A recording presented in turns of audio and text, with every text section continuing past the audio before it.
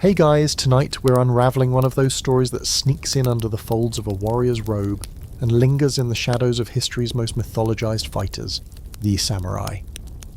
You probably think of them as stoic sword-swinging death machines, always either meditating or decapitating someone. But let's get real. They also slept, they loved, and they did some very complicated things with both their lovers and their enemies. Some of it was tender, some was transactional, and some, well, you probably won't survive this. So before you get comfortable, take a moment to like the video and subscribe, but only if you genuinely enjoy what I do here. Also drop your city and the time you're watching this in the comments. I always love knowing where and when you're listening. Now, dim the lights, maybe turn on a fan for that soft background hum, and let's ease into tonight's journey together. You're kneeling on tatami mats, the scent of incense curling through a paper-walled room lit only by flickering lamplight. You're not in full armour. That would be ridiculous. You've stripped it off piece by piece, each layer releasing a little tension, a little sweat, a little of the weight of the day. Your katana rests just within reach. Because yes, you're a samurai. And even in repose, even when you're about to spend the night in someone else's bed, you never quite let your guard down. This isn't a one-size-fits-all situation. You could be spending the night before battle in a lover's embrace, stealing warmth before a cold morning and possible death. Or maybe you're lying awake in a hostile castle, the enemy's scent still on your hands. Maybe that enemy is sleeping beside you. These are the intimate contradictions of samurai life. The truth is, the samurai world was built on contradiction. You trained daily for death, yet lived in a culture obsessed with beauty, elegant calligraphy, precise rituals, cherry blossoms blooming like blood on branches. You swore loyalty to a lord, but might be ordered to seduce, spy, or kill someone in their sleep. And yes, sometimes those roles overlapped. Before battle, it wasn't uncommon for samurai to spend the night in deep reflection or deep entanglement. These final hours were sacred. You might write a death poem, you might compose a letter to your lover, folded with trembling fingers. Or you might do what so many others did, seek out physical comfort, hoping to feel something alive before throwing yourself into carnage. Some lords permitted female entertainers to comfort soldiers before a campaign. Others encouraged male-male bonding, especially between older warriors and their protégés, as part of military discipline. It wasn't just tolerated, it was romanticized as a form of loyalty. In fact, some of those relationships weren't just about mentorship or instruction. They were about passion, power, and prestige. If you were young, beautiful, and brave, there was a good chance a senior warrior would take an interest. And if you survived, you'd one day take a young companion of your own. Welcome to the era of Shudō, the way of the youth, which we'll spiral deeper into later. But tonight, you lie on your side, your robe pulled loosely over your chest. Maybe you're not sleeping at all. Maybe you're staring at the ceiling trying to figure out if the person in the next room is going to stab you or kiss you. This was also part of samurai life. Diplomatic visits that doubled as silent standoffs. The swordplay of words, the subtle invitation to share warmth. And yes, the occasional night spent in enemy territory, naked and alert. Fringe fact for you, samurai sometimes used their nighttime bedding arrangements as traps. There are stories of hidden blades sewn into futons, or tiny bells concealed under pillows to warn of shifting weight. One legend even tells of a concubine who wore a needle-filled wig to protect herself from midnight assaults. Sleep wasn't always restful, it was strategic. And still, even with all that, love bloomed. It was usually messy, often dangerous, and occasionally tender in a way that still echoes across centuries. Imagine reading a love letter left behind by a warrior on the eve of battle, one that starts out with the formality of court poetry and ends with an unguarded plea. If I do not return, remember me when the cicadas cry. My sword sings, but your voice silenced it. Now let's hit an open debate. Did samurai truly believe in romantic love as we understand it today? Or was it all bound up in duty, power, and roles? Scholars argue over this constantly. Some say samurai pursued pleasure and companionship like any human would, honestly, hungrily, sometimes foolishly. Others argue it was all transactional. Honour above all, feelings be damned, and any romance was just another mask worn for political theatre. The truth, like most things in history, is probably somewhere in the middle. So as you drift towards sleep on your first night in this world, consider this. You're not just a warrior. You're a man bound by rules that only half make sense. craving connection in a world where tomorrow isn't promised. You keep one hand near your sword, the other near a lover's warmth. Because in the life of a samurai, sleep isn't just rest, it's vulnerability. And vulnerability? That might be the most dangerous weapon of all.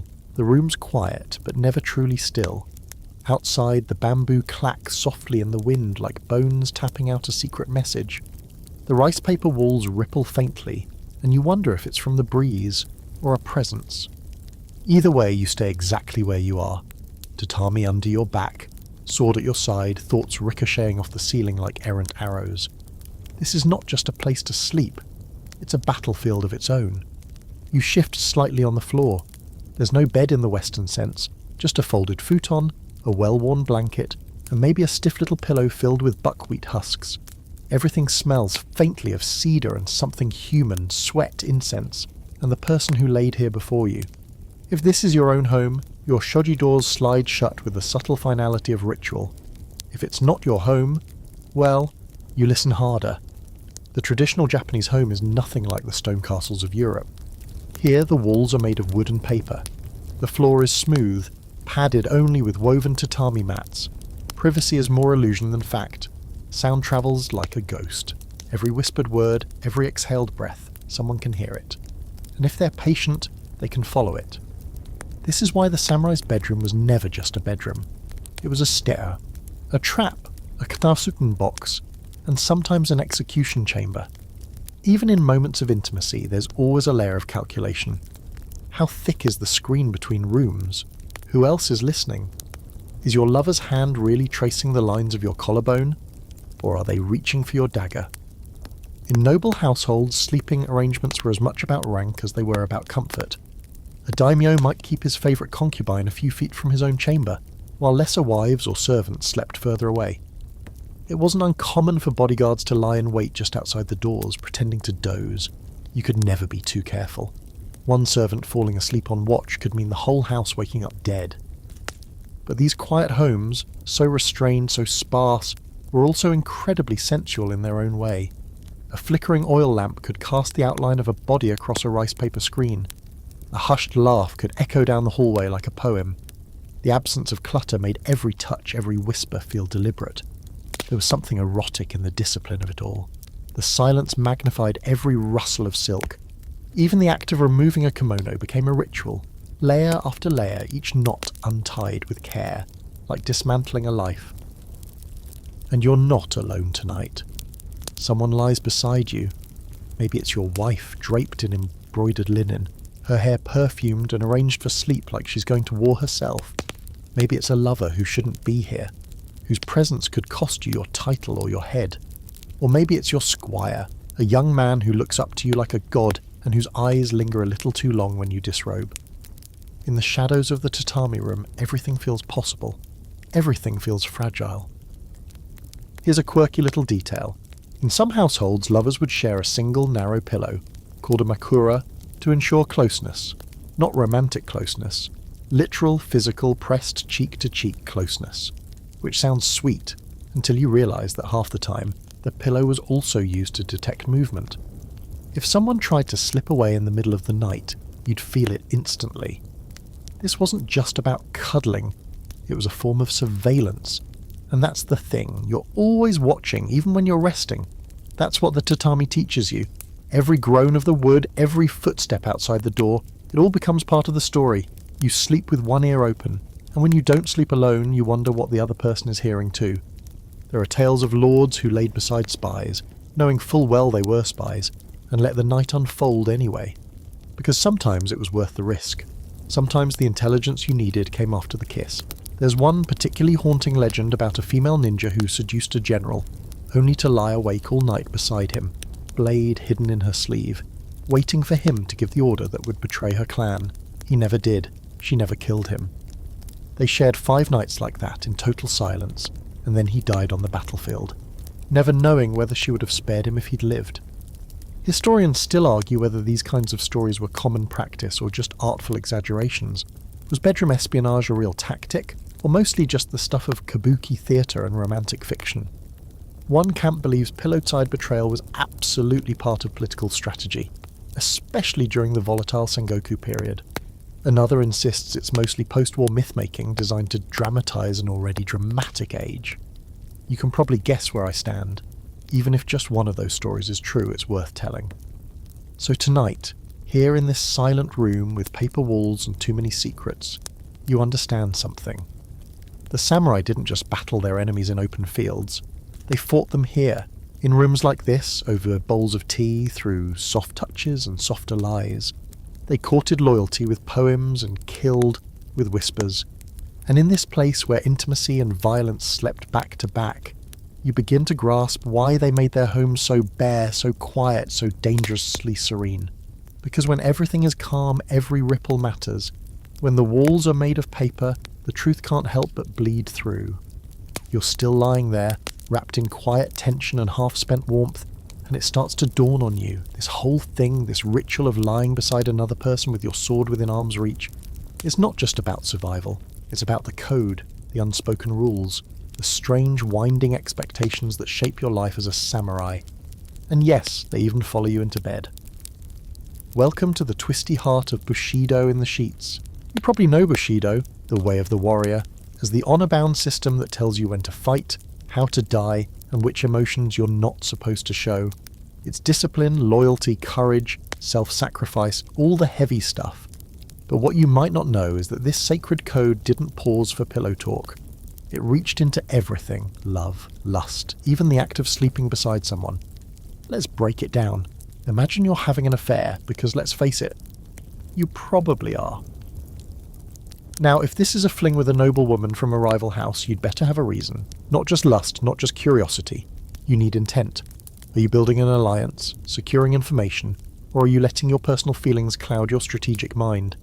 Because that, letting feelings lead, is where you start flirting with disgrace, and disgrace is worse than death. But here's the trick. Bushido also demands sincerity. You're supposed to act with total authenticity, no lies, no false motives. So what happens when the most honest thing you've ever done is touch someone you're forbidden to love? What happens when you find truth in a night you're supposed to forget? Contradictions like this weren't rare. They were the standard.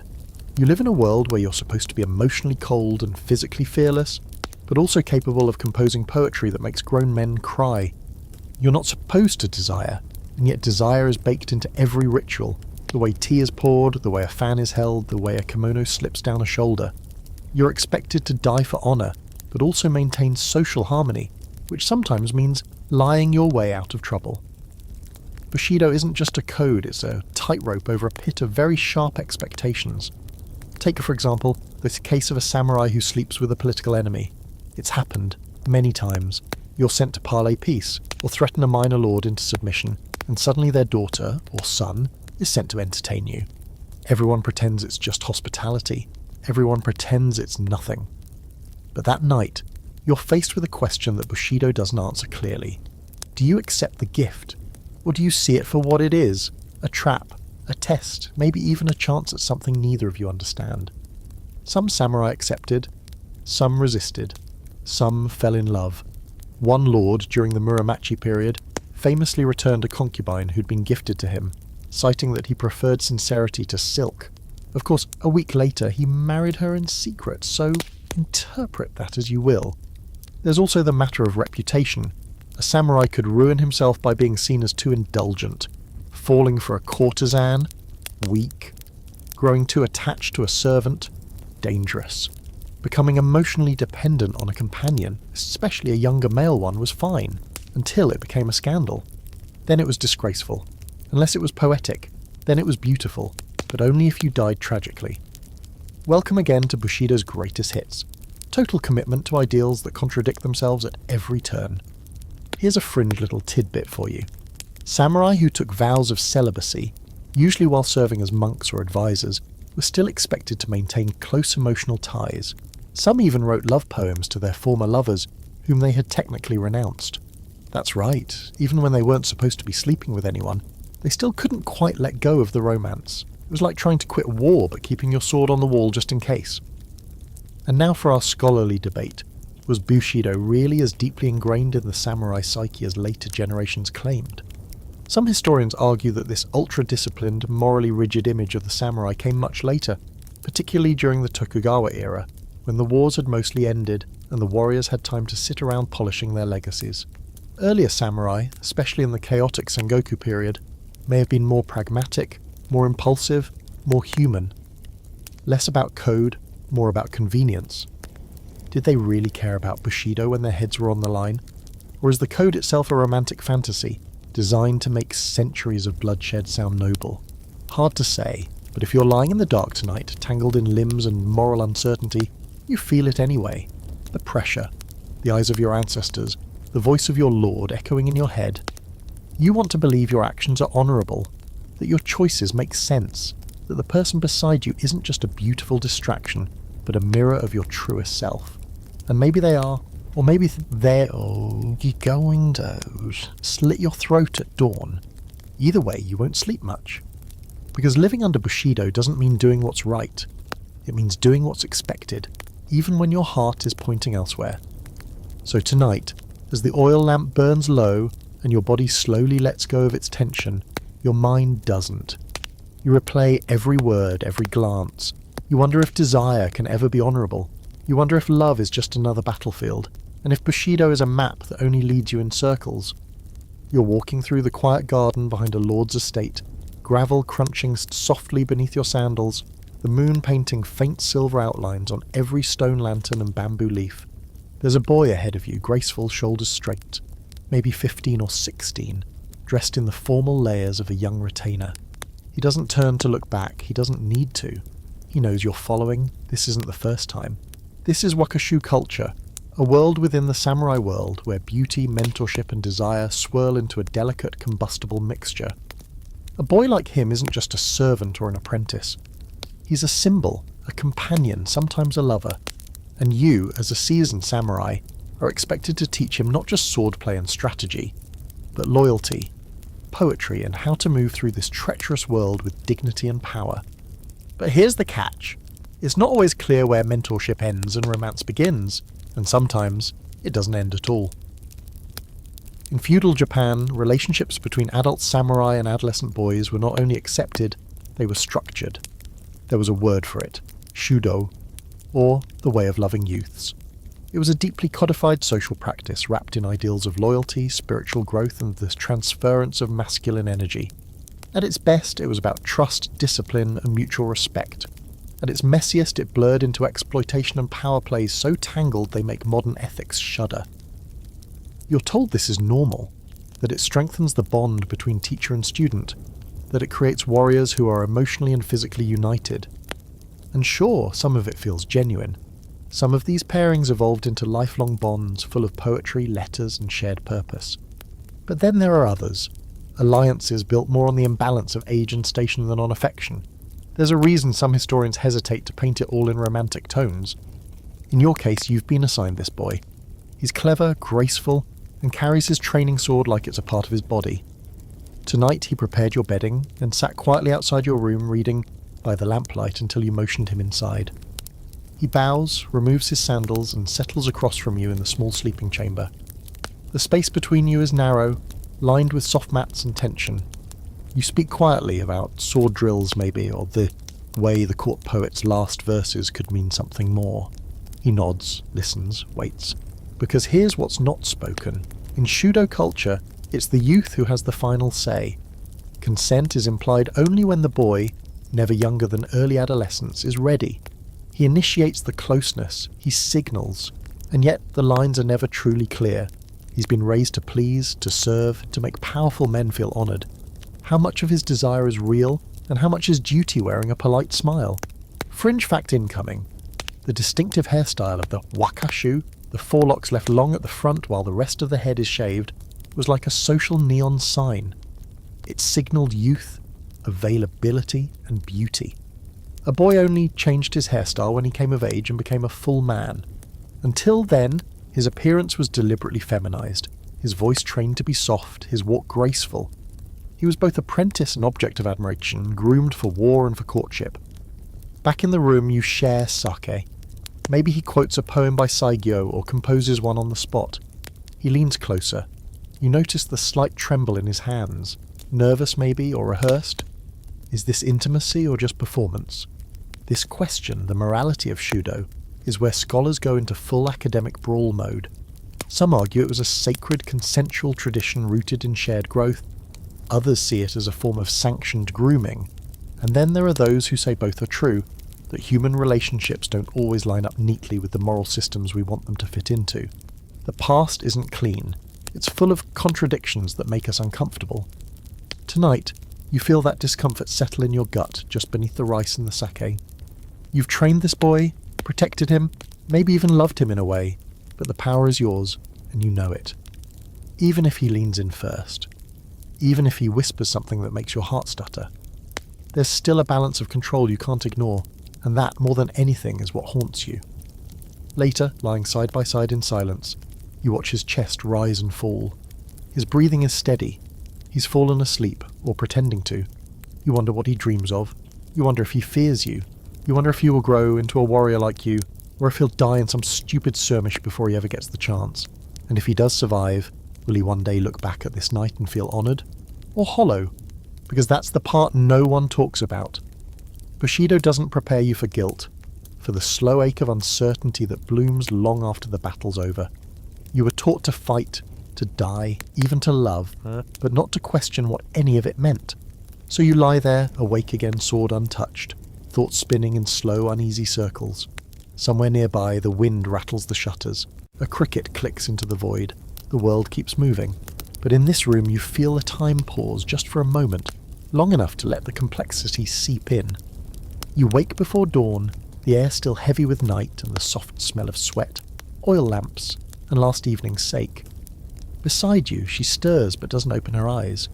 Maybe she's pretending to be asleep. Or maybe she's learned not to flinch when you shift in the dark. Either way, this isn't the time for tenderness. You're already sitting up, stretching the ache from your shoulders, your hand instinctively resting on the hilt of your katana, as if it might whisper the right words into your ear. This is married life as a samurai. Not the poetry-drenched courtship of old plays or romantic paintings, but the real thing. It's duty. It's distance. It's a dance of mutual roles performed in silence most days. She's not a stranger to the sword. She knew what she was marrying, but she didn't marry a husband. She married a soldier. Your wife is a study and practice quiet. She runs the household, sees to your aging parents, tends to the shrine, and raises your children, if you've had them. She's also skilled with a blade. Most samurai women were, a naginata most likely. Something curved and elegant, like her, but dangerous when cornered. She has your back, and maybe once you had hers in a way that was more than logistical. But years of battles, on fields and in the tatami-covered rooms of court, have changed you both. She knows about your lovers, not all of them, of course, but enough. Some were soldiers, some were boys who shared your futon during your years on campaign. Some were courtesans from districts where your name carried just enough weight to open doors and beds. And some were political, strategic. Entire nights of passion spent with the spouse of an enemy clan. One hand under the pillow feeling for a blade, the other tracing the outline of a spine, not quite sure if you wanted to embrace or crush. And your wife? She says nothing. That's how this works. In samurai society, marriages are contracts. Emotional alliances aren't part of the paperwork. A woman's job is to maintain the house, secure the bloodline, and never embarrass the clan. A man's job is to survive long enough to make that happen. The rest, passion, longing, real connection, gets tucked away in scrolls of poetry and fleeting glances, if it happens at all. But don't confuse a silence with acceptance. A samurai wife is as calculating as any general. She knows who visits your chamber and when. She notices which letters are burned and which are hidden. There's a hierarchy even in betrayal, and she keeps track. You can feel it in her eyes when she pours your tea. Quiet judgment, or worse, cold strategy. She might not stab you in your sleep, but she could ruin your name with a single sentence at court. Or worse, she could outmaneuver you socially, and you'd never see it coming. Fringe fact, some samurai wives kept lovers of their own. Carefully, quietly, a visiting monk, a trusted retainer, sometimes even a fellow noblewoman. The gender lines, like everything else, bent when no one was looking. As long as the husband remained in the dark or pretended to, it didn't always matter. What mattered was discretion, loyalty to the clan, and the preservation of appearances. You once found a poem she'd written but never shared, hidden in a lacquered box, tucked beneath old charms and fragments of incense. It read like a farewell, but also like a warning. The blade sleeps beside me, edge dulled by honour and time, but one breath, one lie, and it wakes. You never asked her about it. Now you rise, slipping quietly into your outer robes, careful not to wake her fully. She does not stir again, but you know she is aware. Your hand brushes against the folded layers of her sleeve. She smells faintly of persimmon and sweat, and for a fleeting second you remember what it felt like to reach for her in the dark without thinking of strategy or obligation. Just want. But that was another lifetime. There's an open debate among historians about how much love really existed between samurai husbands and wives. Were these cold functional pairings, or were they deeper, just hidden behind the rigid formality of the time? Diaries suggest both. Some couples wrote letters to each other with aching tenderness. Others lived like polite strangers, ships in the same castle, waving once a week. It depended on status, personality, and whether war allowed them the space to breathe. In your case, it's somewhere in between. She's your partner, your equal in many ways, but you don't lie to yourself. You've shared your heart in more complete ways with others. Lovers who weren't bound to your legacy, bodies that offered comfort without consequence. She knows this, and she lets it be so long as it doesn't threaten the family, so long as you keep returning. This morning, the sun has not yet broken the horizon. The servants are still asleep. You walk alone through the corridor, the wooden boards creaking beneath your steps. Your sword is at your side, your mind already turning to the day's politics, the scrolls to read, the duel to settle between two arrogant cousins. But in the back of your head you feel her watching, not angrily, not with sorrow, just watching, keeping track, and that's what it's like to sleep beside a samurai wife. It's not passion and poetry, it's alliance layered with patience, calculation, and long silences that speak more than words ever could. Because love in this world isn't a fire, it's a quiet ember, protected from the wind, and if you're lucky, or careful, it never goes out completely. You're leaning against a paper screen watching the late afternoon sun slant through a lattice window, casting geometric shadows across the wooden floor. The scent in the air is thick. Cypress wood, powdered rice, sake and perfume that clings to silk like a secret. You're in Yoshiwara, the pleasure district. And not just any room. This is a Hikita Jaya, a high-end tea house, where the samurai come not just for tea, but for the kind of companionship that makes you forget your enemies, your duties, and, for a few expensive hours, even your own name. She enters with the grace of someone trained in a dozen arts. Conversation, music, calligraphy, emotional detachment. Her sleeves trail behind her like whispers. A taiyu, the highest class of courtesan. You fought battles for less than what it cost to share a night with her. She bows low, offers tea, and doesn't speak until you do. Because this isn't about seduction, it's theatre, a ritual, performance more precise than any duel. Here in Yoshiwara, love is for sale, but it's not the frantic kind, not the fumbling, rushed intimacy you find in a back alley or behind a battlefield tent. This is curated affection, polished over years, steeped in elegance. You don't just buy sex here, you buy illusion. And samurai, you're always the most frequent patrons, because after a lifetime of war, honour, and pretending your emotions don't exist, you crave the illusion more than the act. Here you're not a killer or a tool of your lord. You're a man someone pours tea for, writes poems to, plays the shamisen for, and then, if the mood suits you both, lets you undress her layer by careful layer. But nothing here is ever free of power. The courtesans of Yoshiwara may seem submissive, but they are some of the sharpest minds you'll encounter. They read your posture like a scroll. They know if you're grieving, lying, or trying to forget someone who never loved you back. And if you're dangerous, all the better. The more dangerous you are, the more you pay. These women, and occasionally men, are not prostitutes in the modern sense. They're trained artists. Many began their lives as indentured children, sold into brothels to pay family debts, then rose through brutal hierarchies of skill, charisma, and sheer willpower. To be chosen as a taiyu meant you had mastered not just the arts, but the art of making powerful men feel safe and seen, without ever letting them truly see you.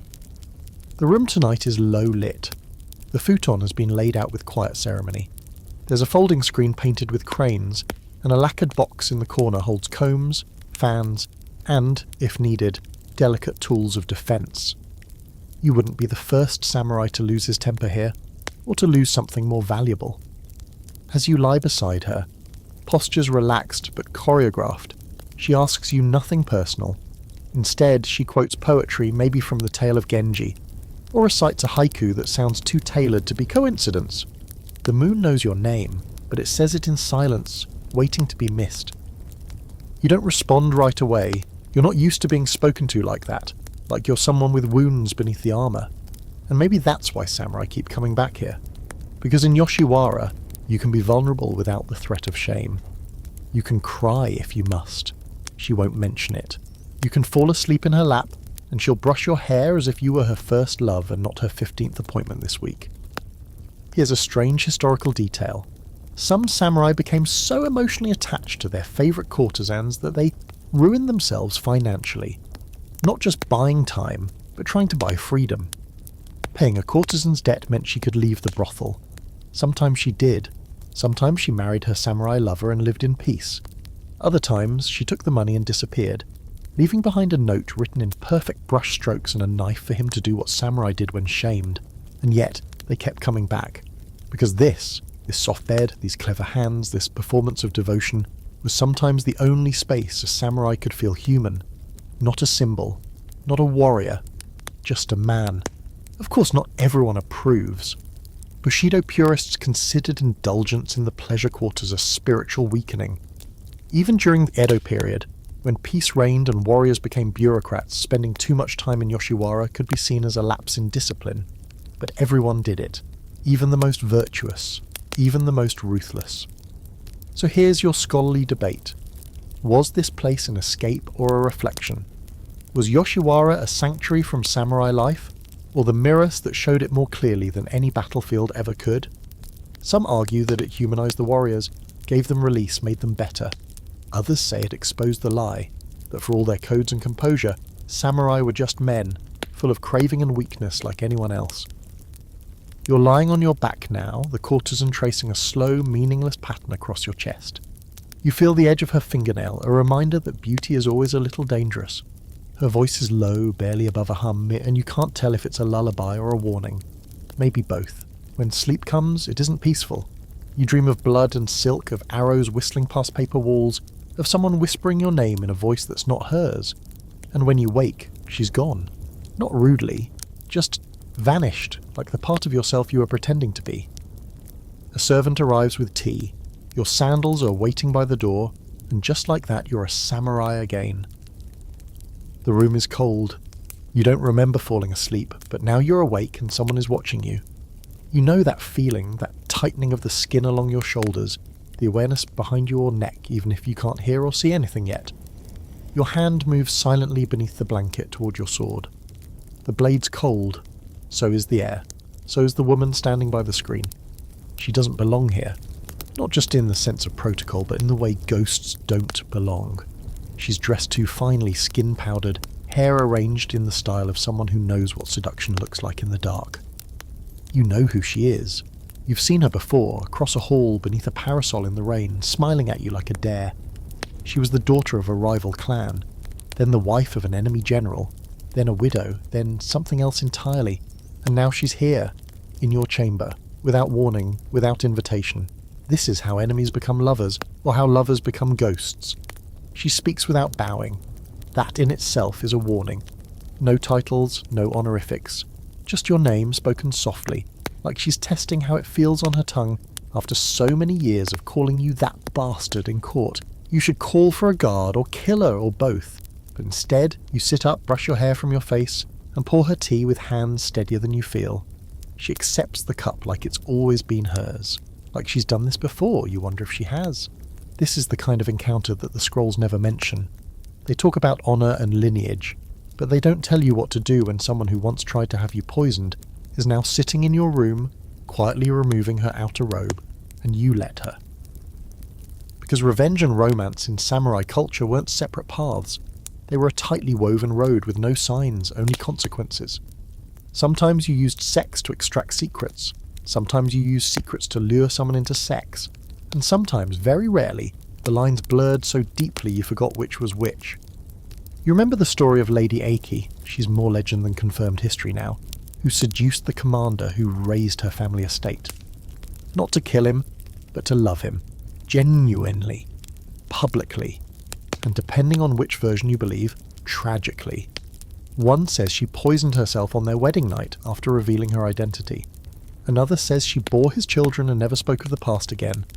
A third says she slit his throat in his sleep after 20 years of marriage, kissed his forehead, and walked into the sea. What's true? Historians still argue. Some call the story a parable of vengeance, others a romantic fantasy. But every samurai knows the name, and every samurai wonders what they would have done in his place. Back in your room, you're staring into her eyes across the teacups. Her hand moves toward yours, not quickly, not aggressively, just deliberately. You remember what her clan did to your men. You remember the head of your friend sent back in a box. A single plum blossom laid across his mouth like a joke. And yet here you are. And here she is. You ask her why she's come.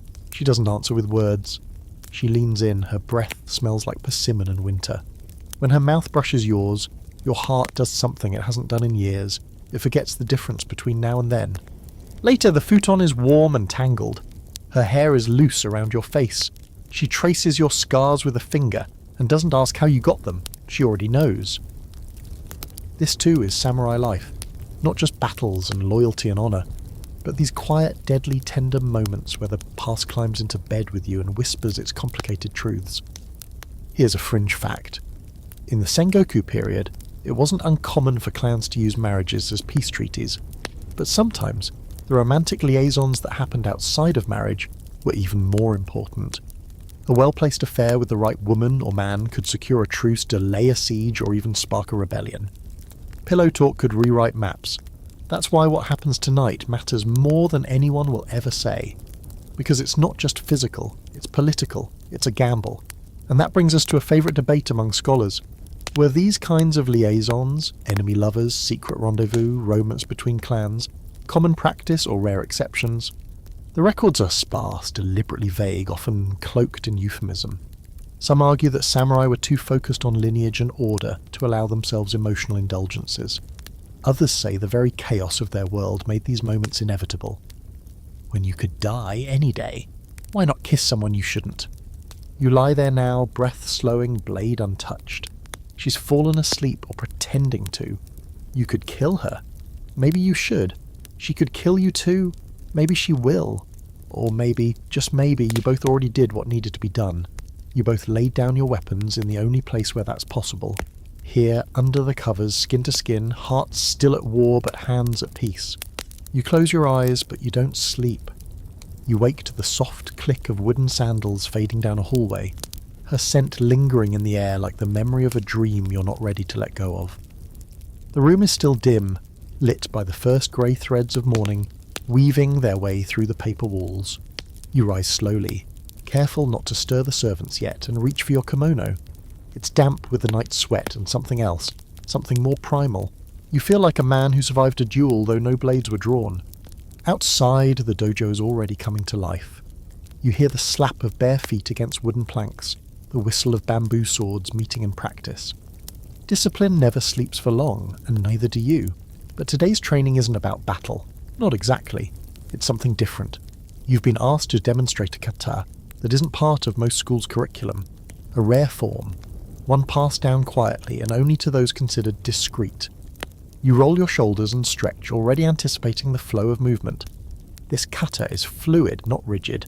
It's sensual in a way swordplay rarely allows. The footwork echoes the posture of a court dancer. The grip changes, subtle and shifting, not unlike the way a lover adjusts under your weight. There's rhythm, breath, timing. It's not just about striking. It's about drawing in, getting close, reading the body, and knowing when to let the blade glide instead of cut. This isn't the style they teach the green recruits. This is the kind of swordsmanship passed in whispers and practiced behind closed doors. They call it the pillow blade. An art not just of defense, but seduction. You're not making this up. There were samurai schools that incorporated physical intimacy, mimicked or real, into their martial training.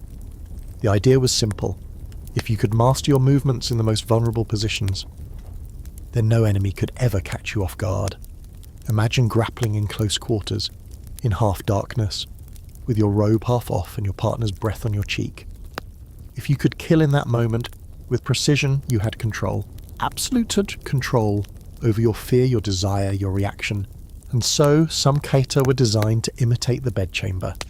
The slide of the hand across fabric, the lunge from a seated position, the way one partner moves on top of the other, not just for pleasure but for leverage. It sounds erotic, and yes, it sometimes was, but mostly it was strategic. A warrior who lets lust dull his blade is a dead man. But a warrior who can channel that energy, he's unstoppable. Today's demonstration is behind closed doors. Your students are trusted. Younger samurai, sharp and curious, you sense their unease as you move through the form. One asks if it's really practical. You smile, ask him if he's ever tried to fight off an assassin with someone tangled in his arms, or woken beside someone who might be hiding a blade in her sleeve. You don't say more. The lesson lands. Later, as the group disperses, one of the students lingers. His gaze lingers too. You recognize it, not the bold lust of Yoshiwara or the calculated gaze of a court lady. This is admiration, tinged with hesitation. He wants to know more about the kata, yes, but also about what it means to move like that, to be that close to someone, body and blade, without flinching. You tell him to meet you after sundown for more instruction. This is where the lines blur again, not between master and student, you know how to keep that boundary clear, but between art and intimacy. You remember learning this kata yourself years ago, from a teacher whose hands were impossibly gentle for someone who'd survived 3 wars. You remember the heat in the dojo that night, the feel of his breath as he corrected your stance. You remember thinking that maybe swordplay wasn't about death after all, but about control of the body of the moment. Fringe detail time, there are scrolls hidden in old martial archives that depict this kind of training not just as technique, but as philosophy. Diagrams of positions, both combative and otherwise, annotated with notes about balance, intention and pressure points. One even includes a passage comparing the opening of a lover's robe to the drawing of a blade. Both require precision, both reveal weakness. Of course, some scholars scoff at this. They say the erotic elements of samurai swordsmanship are exaggerated, added later by dramatists and modern romantics. And maybe they're right, but maybe they're just uncomfortable with how often war and desire walk hand in hand. Others defend it, claiming these kata were real, taught to bodyguards and assassins who might find themselves disarmed in vulnerable situations. You've seen the value of it firsthand. You've had moments, slipping out of a sleeping lover's embrace, heart pounding, knowing she was planning to end you before sunrise, where these techniques kept you alive, where you moved like smoke and steel through sheets and shadows. So now, as the night falls and you return to the empty dojo, the student waiting quietly beside a candle, you move through the form again, slower this time, letting him feel each motion, correcting his balance, guiding his hands. Not seduction, not romance, just instruction laced with intimacy. And in that closeness you both understand, this too is samurai life. It's not about denying the body, it's about knowing how to wield it, how to move with intention when every nerve is awake and every thought sharp, every breath a choice. You leave the dojo after midnight, body sore, mind calm, the moon hangs low and full, and somewhere behind your ribs a strange peace settles in. Because tonight you remembered something important. The sword is not always for killing. Sometimes it's just a way to know yourself. The sun is just beginning to rise, casting a golden haze over the courtyard. But already the palace is stirring. Servants hurry through the covered walkways with buckets of water and folded robes. Pages whisper down corridors, delivering scrolls and secrets with equal urgency. You're standing beneath the cherry tree in the inner garden, sipping bitter tea, watching the petals fall like slow, deliberate sighs. It's going to be a long day. You've been summoned. The daimyo's estate is quiet on the surface, but you can feel the tension thrumming through every wooden beam. There's a marriage being arranged between two powerful families, an alliance stitched together not with words, but with silk, ceremony, and a few well-timed seductions. You're not officially part of the negotiation, not publicly, but privately you've been asked to influence things. Influence, of course, means something very specific here. You're not going to assassinate anyone, not today. No, this kind of mission wears perfume and speaks in veiled compliments. It's politics by candlelight. Strategy between sheets. You've done it before, you're good at it. The target tonight is a cousin of the bride. Young, unmarried, powerful in his own right. He's recently returned from Kyoto, where he was educated in diplomacy, poetry, and If the rumours are true, a rather extravagant appreciation for beautiful men. That's where you come in. You meet him that evening in the guest wing. He's dressed in a flowing robe of indigo and grey, with the kind of polished confidence that's half breeding and half armour. You bow. He bows lower. His smile is slow and deliberate. You've barely exchanged a handful of words before the room is thick with suggestion. He offers you sake. You accept. There's an art to this. Every move measured, every glance carefully neutral. You don't lean in too quickly. You let the silence stretch just enough to become intimacy. He talks of poetry. You talk of war. You both pretend you're not circling something much sharper than language. This is not seduction in the romantic sense. This is tactical. Your clan needs his favour, and while no one would ever say it aloud, a shared futon can do what 10 scrolls of legalese cannot. Pillow diplomacy. It's a dangerous art. One misstep, one moment of misjudged emotion, and it all comes apart. You shift the conversation. He follows. You brush your hand against his sleeve. Not a grab, not a grasp, just enough to register intent. He doesn't flinch. He tilts his head. His mouth curves slightly. By the time the futon is laid out, there are no more words, just movements. Slow, practiced, almost ceremonial. It's not passion, it's performance. He touches you the way a calligrapher touches the first line of a poem, light, intentional, leaving space between gestures. You match him, move for move. You keep the mask on, even when your robe slips open, even when your breathing shifts. And then, when it's over, you lie beside him in the quiet, listening to the distant echo of someone playing the koto in another wing. He speaks first. He asks if your loyalty lies with your daimyo or with something deeper. You reply with a riddle about snow melting on a sword's edge. He laughs, not because it's funny, but because he knows what you mean. He offers you his support. For now, it's not love, not even affection, just a transaction, sealed with sweat and silence. A promise made in a place where the walls are too thin to speak aloud. Here's your quirky fact of the night. Some samurai were specifically trained for this sort of political intimacy. They were unofficial agents, go-betweens, charmers, instruments of statecraft with prettier faces and quieter footsteps. They weren't just warriors, they were tools of persuasion, used to grease the gears of alliance and diplomacy. You don't find them in official records, but their stories linger in personal journals, fragments of letters, whispered rumours passed down through families. There's a growing debate among historians about just how common this practice really was. Was sex a deliberate tool of the samurai state, or just an occasional strategy used by opportunists? Some argue that the use of physical intimacy for political gain was no more unusual than arranged marriage. Others insist it was rare and mostly undocumented because of the shame attached to it, especially when it crossed gender or class lines. You lying in this soft bed beside a man whose allegiance may now tilt in your clan's favour understand something most historians can't put in footnotes. Shame is a flexible thing, so is desire, so is loyalty. You rise before the lamps burn out. He sleeps on his side, the silk of his robe pooling around him like water. You watch him for a moment, trying to remember if you ever felt anything true in nights like these. You're not sure anymore. Maybe once. Your sandals are waiting by the door. A servant bows as you stepped into the corridor. You say nothing. You walk quietly back to your own room, where your sword rests beside your pillow and your conscience never quite lets you sleep. Because in the samurai world, you're never just fighting on the battlefield. You fight in conversations, in glances, in shared moments between strangers who might save your clan with a whisper, or ruin it with a kiss. And tonight, you've won, but somehow it doesn't feel like victory. The festival lights are still flickering outside, their reflections bouncing off paper lanterns that line the narrow stone paths of the castle's outer garden. You're meant to be attending a poetry reading right now, or maybe mingling with local lords over lacquered sake cups. But instead, you're creeping along the back corridor near the watchtower, ducking beneath the overhangs of carved wood and pushing open a half-hidden door. You're not alone. You've been followed, or maybe you've been leading. She's already inside the room, waiting. Not sitting demurely or pacing nervously, but standing at the window, back to you, a man's kimono wrapped around her slender form. Not her own. That much is clear. You recognize it, actually. It belonged to a court retainer who disappeared a few months ago.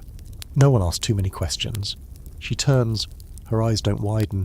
She doesn't bow. She smiles with the corner of her mouth like someone who already knows she's in control. This isn't new. You've heard whispers about people like her, agents trained in both seduction and subterfuge. And not all of them play by the expected rules of gender. You've fought alongside soldiers who were born women, but lived as men, just as you've crossed swords with men who slipped through the world in silks when no one was watching. What matters in your world isn't what you wear, it's what you can do. And what she can do is walk through a guarded corridor in broad daylight dressed like a messenger and end up in your room without setting off a single alarm. She's a cross-dresser, a spy, maybe a shinobi, and possibly your lover, depending on how the next few minutes unfold. She doesn't speak at first, just walks toward you slowly, deliberately, the hem of her stolen robe brushing the floor. She smells like sandalwood and ash. You're not sure what to say, so you say nothing. You let her stop an arm's length away, let her eyes rake over you, let her make the first move, because she's not here for romance, not really. She tells you about a courier on the road from the capital, a letter bearing your name, a list of every night you've spent in certain people's rooms, a log of your indiscretions, your secrets. She tells you that someone intends to expose you, to use your past, your lovers, your betrayals, your blurred lines of loyalty, to ruin you politically, and maybe worse. You ask how she knows. She laughs, because I was asked to deliver it. You don't ask why she's warning you. That would be too easy. You just move aside and motion for her to sit. She doesn't. She shrugs off the kimono and steps out of it. Not shy, not seductive, just efficient. Underneath, she's wearing the tight, layered blacks of a shinobi. Flexible, silent, practical. Her body is lean, muscled, and covered in small scars, more than yours. She picks up your cup, sips your sake, and finally looks you in the eye. You should be more careful who you trust in the dark. You're not sure if it's a threat or advice. Could be both. Then she lies down on your futon, her arms behind her head, bare feet crossed. You've seen assassins get comfortable this way, right before drawing a blade from their sleeve, but you don't move. You don't touch your sword. If she wanted you dead, you'd be dead. Instead, you sit beside her. The paper walls glow faintly from the lanterns outside, soft and gold, and the air smells faintly of burning pine. She asks you questions, personal ones, sharp ones, about who you've really loved, who you've regretted, whether you've ever wanted to run from all of it. You're used to being interrogated in courtrooms, by lords, by enemies, but this feels worse, or maybe better. You answer, carefully at first, then honestly, and she listens, she actually listens. You start to forget why she came. Now here's the quirky part. There were entire theatre traditions in Japan, most famously kabuki and onagata, where gender was fluid, performative, part of the artistry, and spies borrowed from that. Male ninjas posing as women, female agents disguising themselves as monks, messengers, or even young boys. The line between truth and disguise wasn't just blurred, it was irrelevant. Some records suggest that cross-dressing agents became lovers of their targets regularly. Not by accident, by design. A long game of infiltration played in bedchambers and side chambers and gardens after dusk. But was it always just strategy? Historians still argue. Some say gender and sexuality in the samurai era were so rigid that these exceptions were rare and desperate. Others insist the fluidity was always there, just hidden in plain sight, accepted in silence, and dismissed when inconvenient. Back in your room, she's dozing now. Or pretending to. You're still fully dressed, sword untouched. You feel like you've been tested and passed, but you're not sure what the test was. You lie beside her eventually, still clothed, still cautious.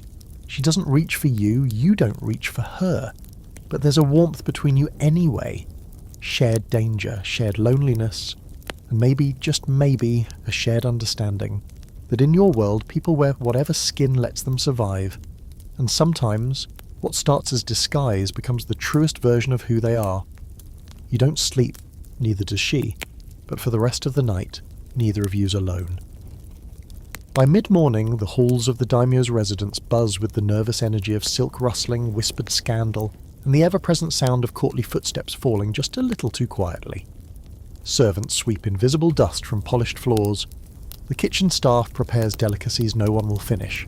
Everyone's pretending not to stare at the painted folding screen in the West Hall, the one that hides a room now considered cursed, though no one dares call it that aloud. You know the story. You were there for part of it. It started with a rumour. A minor one, the kind that floats through court like smoke. A young concubine, barely 16, caught slipping out of the guest chamber of the daimyo's eldest son. Nothing surprising, she was beautiful and the son was impatient. But within days, another rumour bloomed from the first, that she wasn't just entertaining the heir, but also his tutor, and one of the retainers, and maybe, depending on who was whispering, his stepmother. Then one morning, 3 people disappeared. The concubine, the retainer, the stepmother, vanished like morning mist. The heir was found wandering the garden in his underrobe, barefoot, muttering about foxes and shadows and silk dripping with blood. No one ever found the bodies, but that screen, the one now hidden behind a velvet rope and a floral arrangement. It's painted with peonies and cranes, but if you look too closely you'll swear the petals are tinged with crimson and the crane's beak is wet.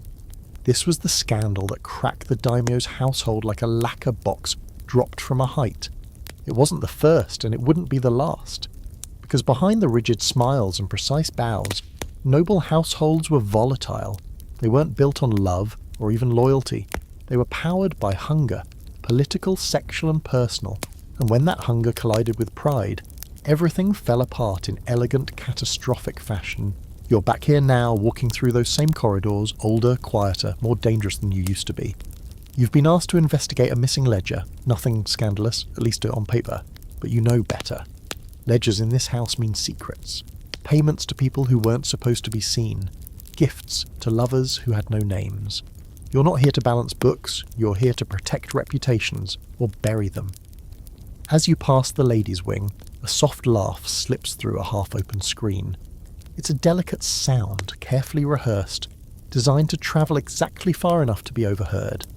You pause, and then you see her. She's draped in a layered kimono the colour of storm clouds, her hair pinned with obsidian combs. She looks at you like she's read the chapters of your life you tried to tear out.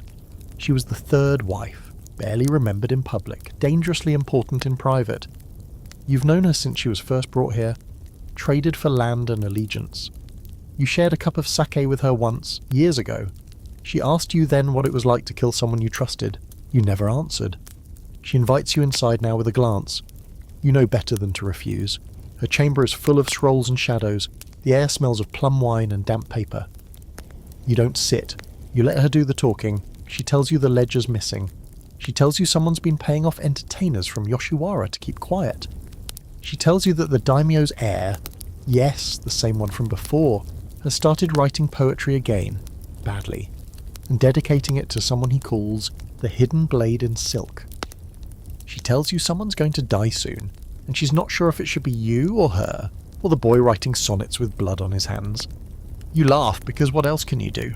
This is what love looks like in a noble house. Not affection, not trust, just leverage in an expensive robe. Everyone is sleeping with someone, everyone is hiding something, and every touch could be either intimacy or insurance. Fringe fact. In many noble samurai households, the higher-ranking women had their own spy networks. Ladies-in-waiting, maids, hairdressers, they heard everything, and they used it. A clever wife could destroy a rival simply by leaking the right poem at the wrong time. Poison wasn't always the weapon of choice. Gossip was cleaner, and it left fewer corpses. You once knew a woman who carried a tiny vial of ink tucked in her obi, just in case she needed to write a false letter and blame it on someone else. She never raised her voice. She never needed to. Back in the chamber, the 3rd wife steps closer. Her fingers graze your sleeve. Not a caress, a reminder of what you owe, of what she knows. You wonder if she's going to ask for your help, or your silence. But she surprises you. She asks if you remember her first husband, the one killed in the border skirmish. She asks if you remember what he whispered to you before he died. You do, and so does she. Because the thing they don't tell you about court scandals is that they never really die. They just go to sleep for a while, wrapped in silk, hidden behind folding screens. You leave her chamber before you do something stupid, like kiss her, like believe her. Outside, the wind picks up, the peonies on the screen tremble, and you remember, in this house, the most dangerous thing isn't the sword at your side, it's the person lying beside you, whispering poetry with a mouth that might taste like truth, or poison. The castle's great hall is filled with the faint tapping of sandals on polished floors, the rhythmic sweep of broom bristles, The hush-hush of whispered instructions passed between servants. But you're not in the Great Hall. You're down below, in the back corridors where the light doesn't reach. Narrow wooden walkways used by the ones who clean the rooms, draw the baths, prepare the meals, and keep the entire illusion of samurai grandeur stitched together with their bare hands and tired backs. Tonight, you're not the one giving orders, you're listening. She's kneeling beside a basin of water, sleeves rolled up to her elbows, hair wrapped in a faded cloth. She looks up at you, eyes sharp, unstubborn. You've known her for years, a maid, technically, but also a confidant, sometimes an informant. Once, briefly, a lover. That last part was supposed to stay buried, but things rarely do in this house. You sit across from her on the bare floor, the smell of soap and damp wood thick in the air. She wipes her hands slowly and waits. She knows you well enough not to speak first. You finally tell her about the missing ledger, about the heir's poetry, about the woman in the storm-coloured kimono who asked you questions she already knew the answers to. She nods once, barely. Then she tells you who took the ledger. It wasn't the heir. It wasn't a jealous lover. It was one of the night guards. A man you trained. A man who once shared a fire and a flask with you during a siege. The same man who cried after you killed a horse under him to save his life. She saw him sneaking out of the archive wing 2 nights ago. She didn't report it. Not yet. Not until she spoke to you. And here's where the story gets messy. Because the guard isn't just a thief. He's sleeping with someone in the house. Possibly the daimyo's youngest son. Possibly one of the junior courtiers who always blushes too hard around you. Possibly even this woman kneeling beside you right now, her hands rough from years of scrubbing bloodstains no one ever admits existed. This castle is full of secrets. You knew that. What you're just starting to realise is how many of those secrets have passed through the servant quarters, through hands like hers. In the noble chambers, love is layered in silken threats, but down here, in the kitchens and the washrooms, it's raw and exposed. No poetry, no performance, just stolen glances across the laundry lines, quick touches behind the screen doors, and the occasional reckless night where someone forgets who's allowed to lie with whom. She tells you another thing, that the heir's poetry isn't just an embarrassing habit, it's a trail. Names hidden in metaphors, places wrapped in riddles. One of the verses mentions her. Obliquely, yes, but still. She's not afraid, she says, not of him. She's survived worse. You remember the time she hid a wounded soldier under the floorboards during a purge? Not because she loved him, just because she couldn't stand to watch another boy die for someone else's ego. Fringe detail. Servants in samurai households were often closer to the truth than anyone else. They shared walls, beds, baths. They heard secrets whispered in the dark. Some became lovers, others became tools, a few became weapons. There are even records of maids being trained in subtle poisons. Tiny doses brushed on the lips during a kiss or wiped across a sake cup. No one suspects the girl who bows the lowest, and the ones who share the futon with their masters. They know everything, where the dagger's hidden, who gets called by what name, what they mumble in their sleep when the dreams turn violent. You ask her what she wants in return for this information. She looks at you like you've insulted her. Then she asks if you remember the night you brought her into your chamber during that snowstorm. She was 20. You were drunk, bleeding, half mad with grief. She held your face while you sobbed. She kissed your scar and didn't ask where it came from. You remember. Of course you do. She smiles, but it's not warm, it's tired. I don't want anything, she says. I just want you to stop pretending you're not part of all this. You nod. You don't thank her. She wouldn't want that. You rise, stepping carefully around the basin. The floorboards creak under your weight. As you turn to go, she speaks again softly, almost too quiet to catch. If you come back here tomorrow night, I'll tell you who he's really writing the poems for. You pause, don't look back. Just nod once, because you already know or you think you do. And now comes the historian's favourite kind of debate. How much power did servants actually have in feudal Japan? Most sources downplay their roles, casting them as background figures, replaceable, obedient, forgettable. But personal letters, poems, and a few scandalous court records suggest otherwise. Servants weren't just passive observers. They were participants, instigators, sometimes lovers, sometimes traitors, sometimes the only ones who knew what really happened on nights when blood stained the tatami and no one dared speak of it the next day. You climb the stairs back into the main house. The hall is quiet now, lit by a single lantern. The poem sits folded in your robe, and the name it hides makes your chest feel heavier than any armour you've ever worn. Because in this castle love is never safe, not in the high towers, not in the servant quarters, and especially not when the person you once thought was beneath you turns out to be the only one who's ever really seen you. You haven't slept in 2 days, not truly, just fragments of rest stolen between shifting dreams and the clack of getter sandals in the hallway outside your room. War has a way of pressing itself into every fold of life even before the swords are drawn. The messengers are running again, the armour's been polished. Someone lit incense at the family shrine this morning and left an offering of oranges, too early for harvest, a plea for survival. The Sengoku period, they'll call this one day, an age of warring states, of endless skirmishes and shattered alliances. But here and now, it's just your life. A blur of hunger, fatigue, blood, and decisions you hope won't get everyone you love killed. You're stationed at a fortress not yet under siege, but everyone feels it coming. Like a thunderstorm waiting behind a mountain. You can smell it. And in the heart of all this pressure, there's him. You weren't supposed to care about the archer with the crooked smile. He's not of noble birth, not high-ranking, not even particularly elegant.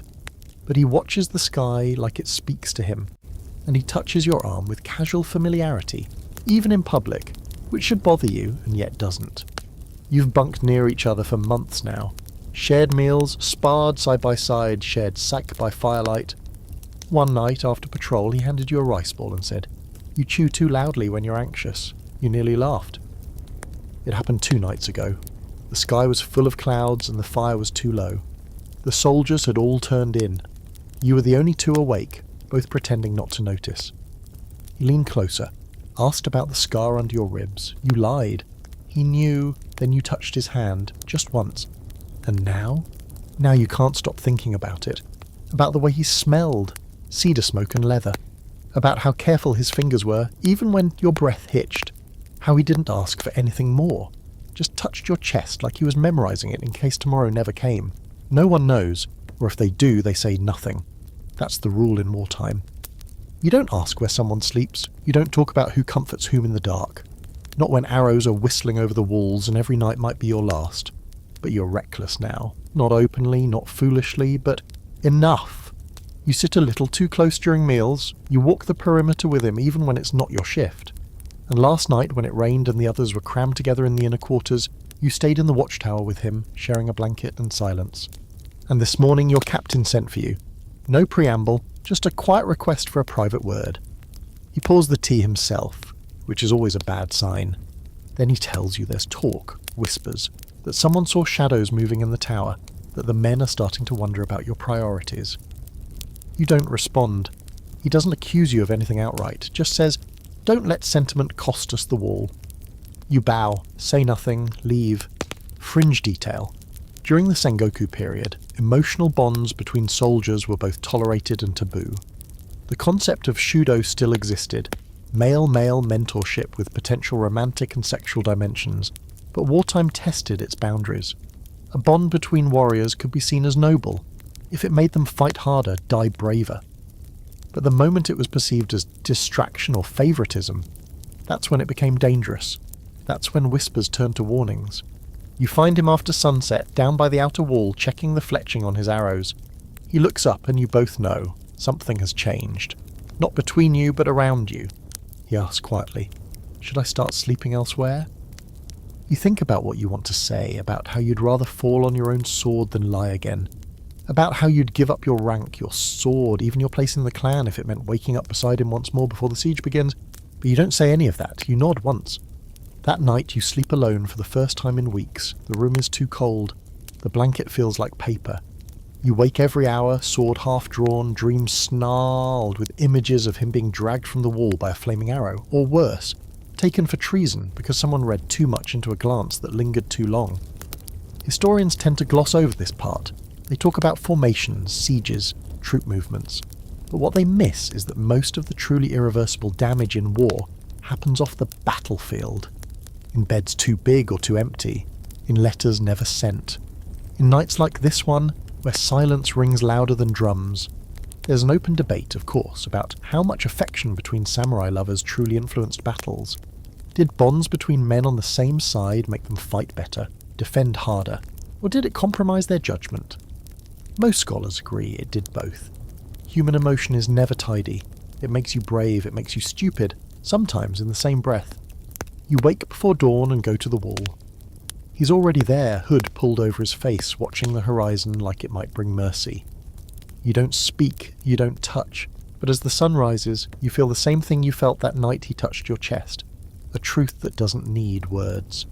You love him. And tomorrow, either he dies, or you do, but tonight, there's still a chance. A few hours of calm, a few breaths unbroken. You turn to him. Walk with me, you say, and he does. You return to the stronghold 3 days after the arrows stopped falling. The battlefield is still smouldering, the air thick with the scent of burned wood, iron, and something sourer, blood and loss layered like ash on your tongue. Victory was declared. That's what they're calling it. But you know better. You've seen real victory. It doesn't feel like this. He's not among the dead, not among the living either. They say he was last seen on the south rampart, loosing arrows until his quiver ran dry, eyes blazing with something between fury and prayer. No one saw him fall, no body was found, just a smear of blood and a broken bow half buried beneath the splintered rail. Some of the men say he fled, others whisper he was taken. But you don't believe either. You know him. If he had breath left in his lungs, he'd be here, or he'd be dust. You haven't cried. Not yet. Not properly. There's a stack of casualty reports waiting in your quarters, a summons from your captain, a bruised rib that aches every time you breathe too deeply, but none of that matters. Not until you find something, anything, that proves what you lost wasn't just a fever dream wrapped in flesh and firelight. And then, on the fourth morning, one of the junior pages knocks gently on your door. Says there's something you should see. It's a letter, folded twice, no wax seal. The ink is smudged, but the handwriting is unmistakable. Slanted, slightly chaotic, like the person writing it was too impatient for beauty. You unfold it with trembling hands. The first line stops your breath. If you're reading this, I didn't make it. You sit down. The floor is too cold, too hard, too real. You keep reading. The letter is short, a confession more than a goodbye. He talks about how he watched you sleep sometimes when he thought he might die the next day. How he memorized the way you sighed in your dreams. How he wanted to tell you the truth, but feared saying it aloud would make it all too fragile. Then comes the poem. Just 4 lines. The mountain held your name in stone and I carved it deeper, slow and dumb. If I must go before you do, look for me in falling plum. You read it 3 times before folding the paper again. There's a silence in your chest, hollow and sharp. You were trained to write death poems, but this was something else. Not a goodbye, not an apology, just a soft, honest echo left behind. You go to the orchard, the one near the southern wall, where the plum trees are just beginning to bloom again. You sit beneath the branches. Wait. The petals fall slowly, lazily. One lands on your shoulder, you don't brush it off. This is how samurai mourn. Not with wailing or lament, but with presence, with stillness, with letters folded like prayers and moments that refuse to pass quietly. And here's your strange detail of the night. Some samurai did write love letters to their comrades before battle, not to give, but to hide, tucked in armour linings, wrapped in oilcloth, slipped inside helmets. Letters never meant to be read unless the worst happened. Entire collections have been found centuries later, stained with blood or sealed in forgotten scroll boxes, never sent, never answered.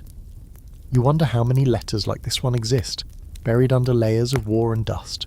How many poems were written in hands calloused from sword grips, in nights shared with someone who wasn't supposed to matter, but somehow did. Scholars argue about the nature of these writings. Were they genuine expressions of affection, or coded gestures, shaped by the strict emotional boundaries of their time? Some say these letters were nothing more than elaborate metaphors, poetic exaggerations. Others believe they reveal the deeply hidden emotional world of warriors who couldn't speak their truths aloud. And you? You don't care what the scholars say, you have the letter. That's enough. You sleep in the orchard that night. No armour, no blade, just the letter tucked beneath your head and the scent of plum blossom falling like gentle reminders. You dream of him, not dying, not fighting, just sitting beside you barefoot in the grass, grinning like he's got a secret and isn't in a hurry to tell you. You reach for his hand. This time you don't flinch. When you wake, the sun is rising. A few petals cling to your robe. A bird calls overhead. You whisper, "I'm still here."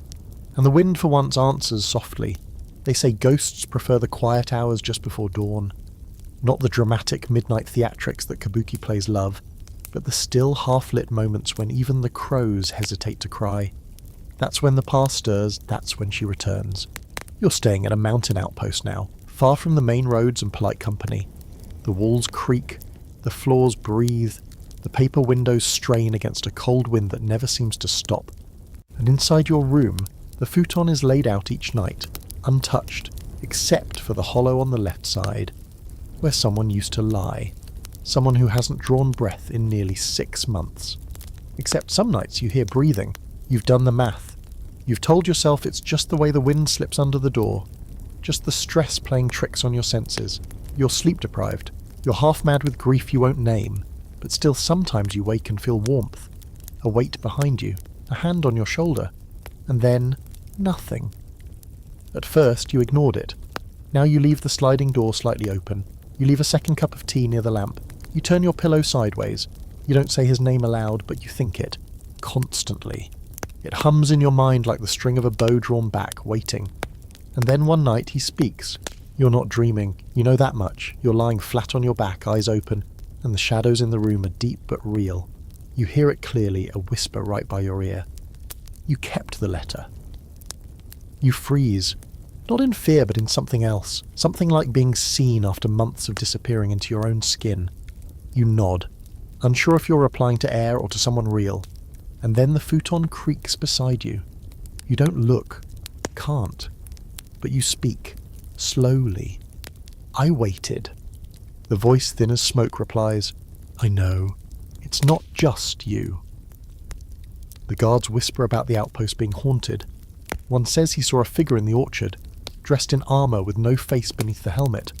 Another swears a man stood on the rampart one rainy night, watching the valley, then vanished. You say nothing. Let them talk. Let them build their little ghost stories. They don't know that the real hauntings happened in silence, over letters and empty sleeves and the faint impression of a body that isn't there anymore. Here's a strange little historical oddity for you. There are records, unofficial, usually hidden in journals or footnotes, of samurai claiming to have been visited by the spirits of their fallen comrades. Some even kept rooms prepared, futons laid out, incense lit. They said the dead came back not for revenge, but to check in, to remind them of promises made, to hold them once more in that place between memory and sleep. And sometimes those visits included intimacy. It's not something the official scrolls mention, of course. You won't find it in the clan records or the temple archives, but if you look hard enough, if you read between the lines of certain poems, certain paintings, you find clues. 2 sake cups left out in a scene where only one man is painted. A letter addressed to someone who'd already died. A brushstroke of hair on a sleeping man's pillow that matches no living resident of the house. Scholars debate whether this was metaphor, grief turned into hallucination, or something deeper. A spiritual connection that blurred the border between worlds. One historian refers to it as Yugen no Aite, companion of mystery, the belief that the most meaningful relationships are the ones that linger after the body is gone. Tonight, the room feels fuller than it should. You lie still, eyes fixed on the ceiling, and speak softly. Do you remember the first time? Silence, then you burned the rice. You smile. The memory returns so clearly. His laughter, your embarrassment, the smell of charred grains sticking to the bottom of the pot. You hadn't known how to cook. He showed you.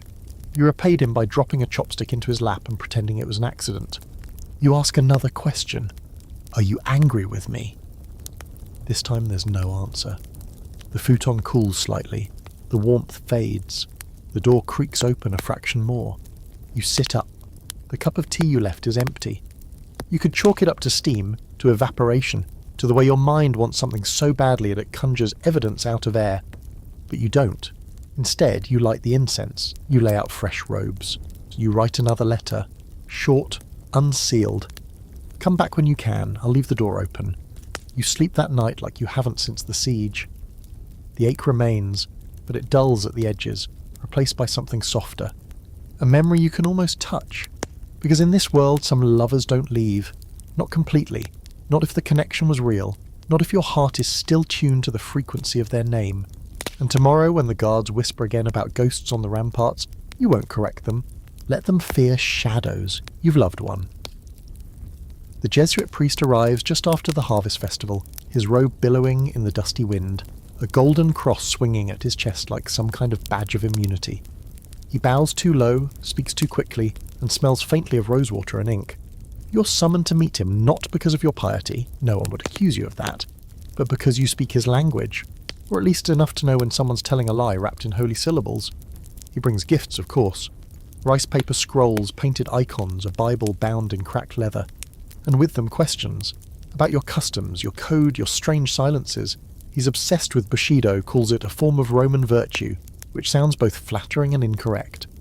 He wants to understand the way you fight, the way you pray, the way you love, but mostly, it seems, the way you sin. You let him talk. It's easier than correcting him. He sits across from you, hands folded, eyes gleaming with missionary enthusiasm, and asks a question you weren't expecting. Is it true, he says, that samurai take young men as bedfellows? The word hangs in the air, swollen with judgment and curiosity. You study his face. There's no malice there, just a hunger to know, the kind born of either spiritual conquest or something quieter and more personal. You smile, not kindly. Some do, you say. And this is, permitted? He presses. You take a sip of your tea, still watching him. It is not forbidden. He frowns, clearly trying to decide if this is an evasion or a confession. But how can honour and such acts live together in one soul? And there it is, the soft clash of empires, of two moral worlds trying to share a room and failing. You don't answer right away. Instead, you stand and walk to the window, gazing out over the quiet hills. The air is sharp with the coming of winter. Somewhere a flute is playing.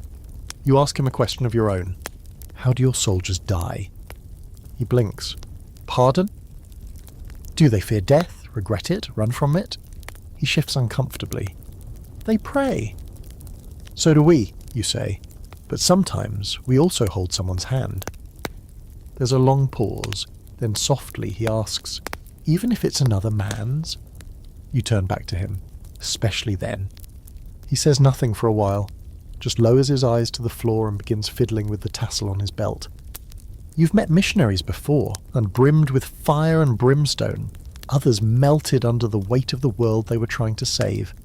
A few had eyes like this one, lonely, restless, a little too fixated on the stories they weren't allowed to tell back home. That night, he stays late, too late. The lamps are burning low, and the servants have long since retired.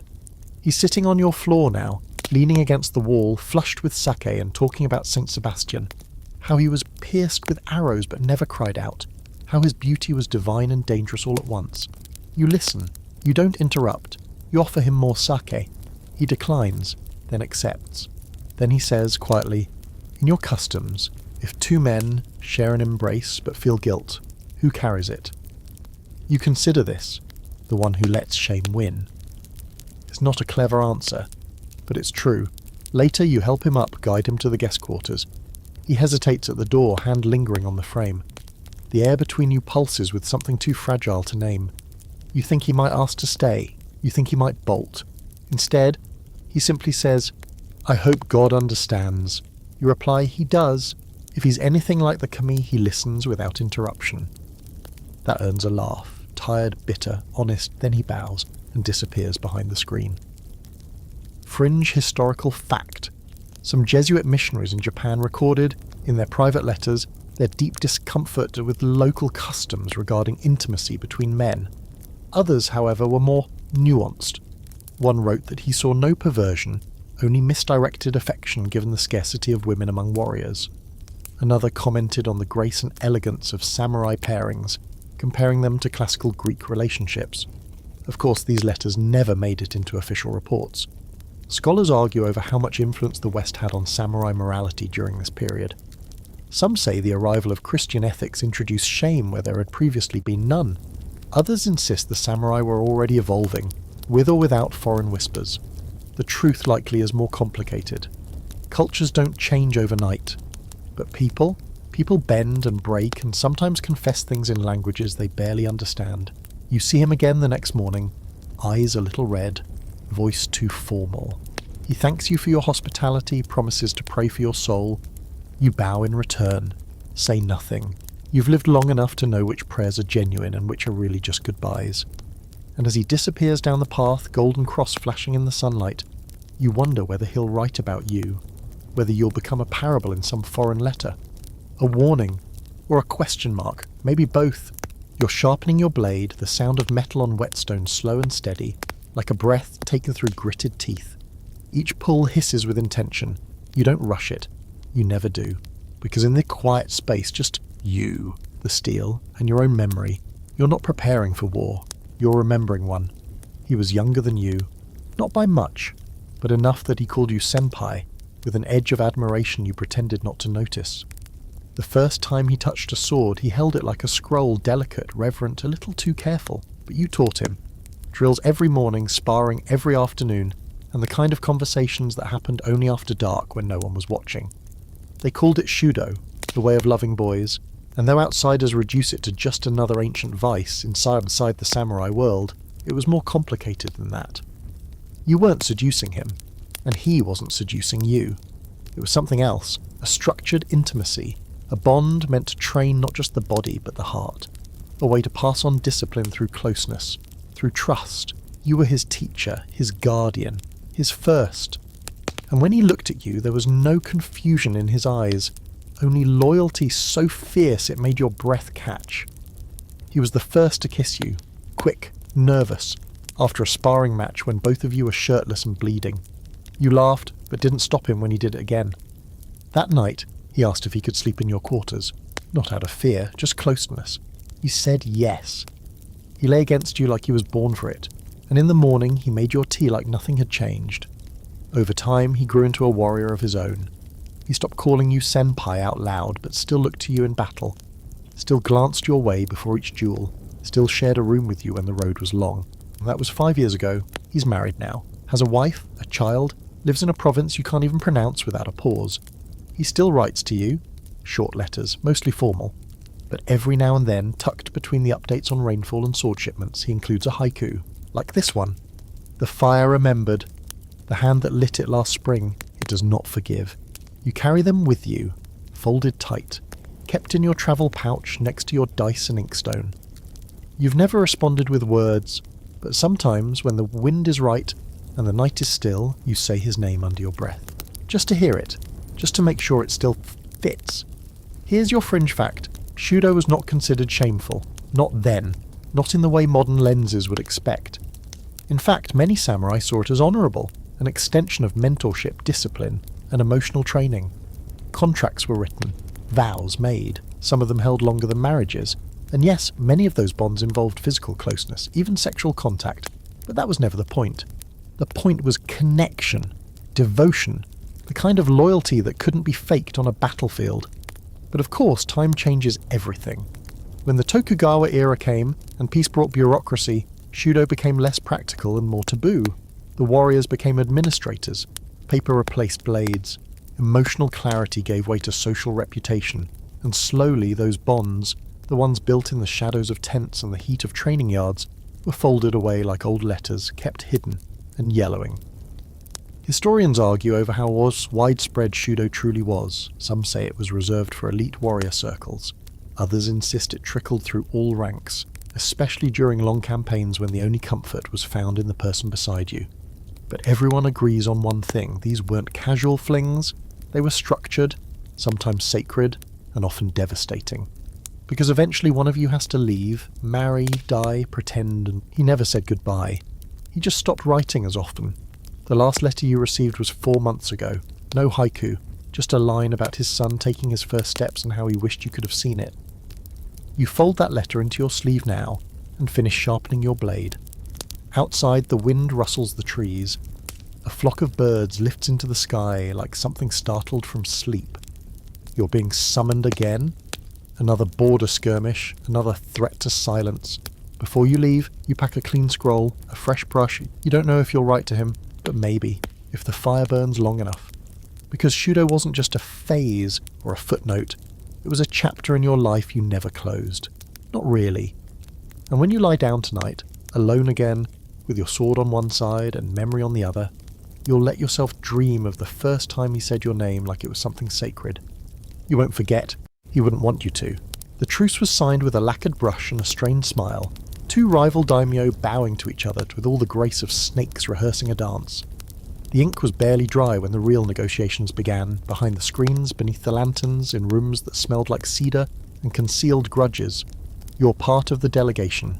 A token samurai sent to show face, share sake, and prove that your lord has both manners and muscle. The other house is your opposite in every way. Elegant where yours is brutal, subtle where yours is blunt. Their soldiers wear robes of white and blue, their hair perfectly knotted, their blades untouched by dust. You can feel them judging your calloused fingers, your travel-wrinkled robe, the way your left shoulder still droops from that old wound you never talk about. Still, the treaty is signed. Peace, as they say, is good for business. What no one says aloud is that peace makes everyone a little reckless. That night, during the formal banquet, you're seated next to one of their senior retainers. He's not what you expected.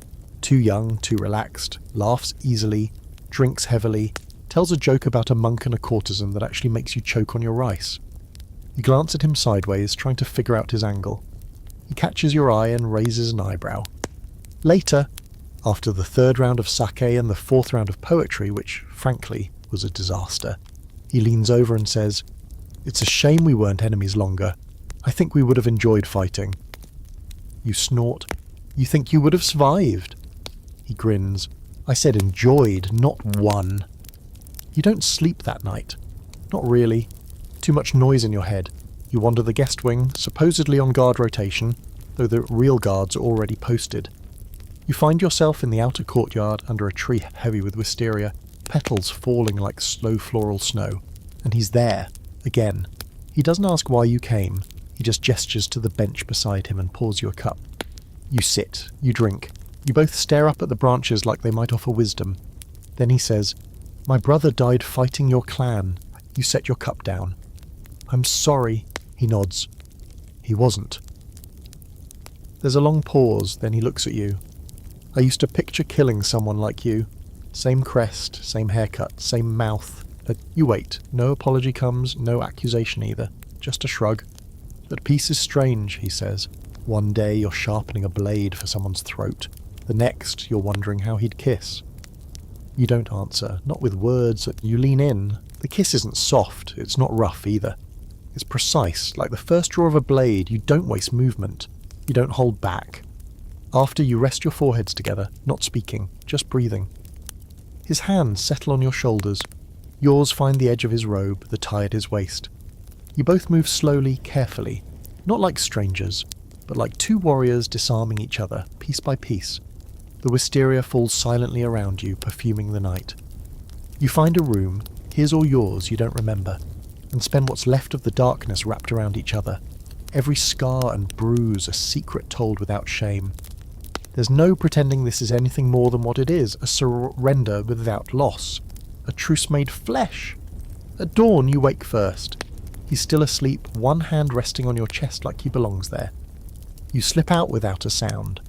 In the courtyard, the servants are already sweeping the petals away. Now for a curious historical truth. During certain periods of enforced peace, especially under Tokugawa rule, there were reports of rival clans engaging in intimacy diplomacy. Affairs between retainers. Sometimes arranged, sometimes accidental, always sensitive. Some were used to secure trust, others just a way to taste the forbidden without drawing blood. These stories were rarely recorded in official histories, but they live in side notes, personal letters, and old poems written in two flowery metaphors, like the one about two rivers once opposed, now entwined under the same moon, which, let's be honest, is Samurai 4, we hooked up after the treaty signing. Historians disagree on whether these were true alliances or momentary indulgences. Some argue these were strategic flings, meant to test the loyalty of new allies. Others believe the tension of nearly killing someone creates a strange intimacy that can only resolve itself in one of two ways, with death or desire. You get it now. You see him again at the departure ceremony. He stands behind his lord, face unreadable, posture perfect. You exchange bows, nothing more. But as you mount your horse, you feel something folded into your sleeve. A strip of cloth, perfumed and warm. His house colours. A reminder. You ride away with your shoulders squared and your jaw set, trying not to smile. Because sometimes sleeping with your enemy is the most honest moment of peace you'll ever know. The air tonight is so still it feels staged. Like even the wind is waiting to see what you'll do. You're in a borrowed room, 3rd floor of a neutral stronghold, somewhere between mountain and river. Neither your domain nor theirs. The kind of place where treaties are signed, where swords rest in scabbards just long enough for lies to ferment into something drinkable. You've been sent as an envoy, a diplomat, a peacekeeper, but you feel like an actor in a poorly written play, the kind where everyone smiles too wide and no one trusts the script. You've been placed here, on the edge of things, not quite in the heart of power, not quite on the fringe, a limbo designed for warriors who've proven useful but not safe, which is fair. You're many things, loyal, disciplined, deadly, but safe has never been one of them. Your contact from the other side arrives late, past the hour when most of the lamps have gone dark. He doesn't knock, just slides the door open like he owns it, steps inside like this isn't the first time.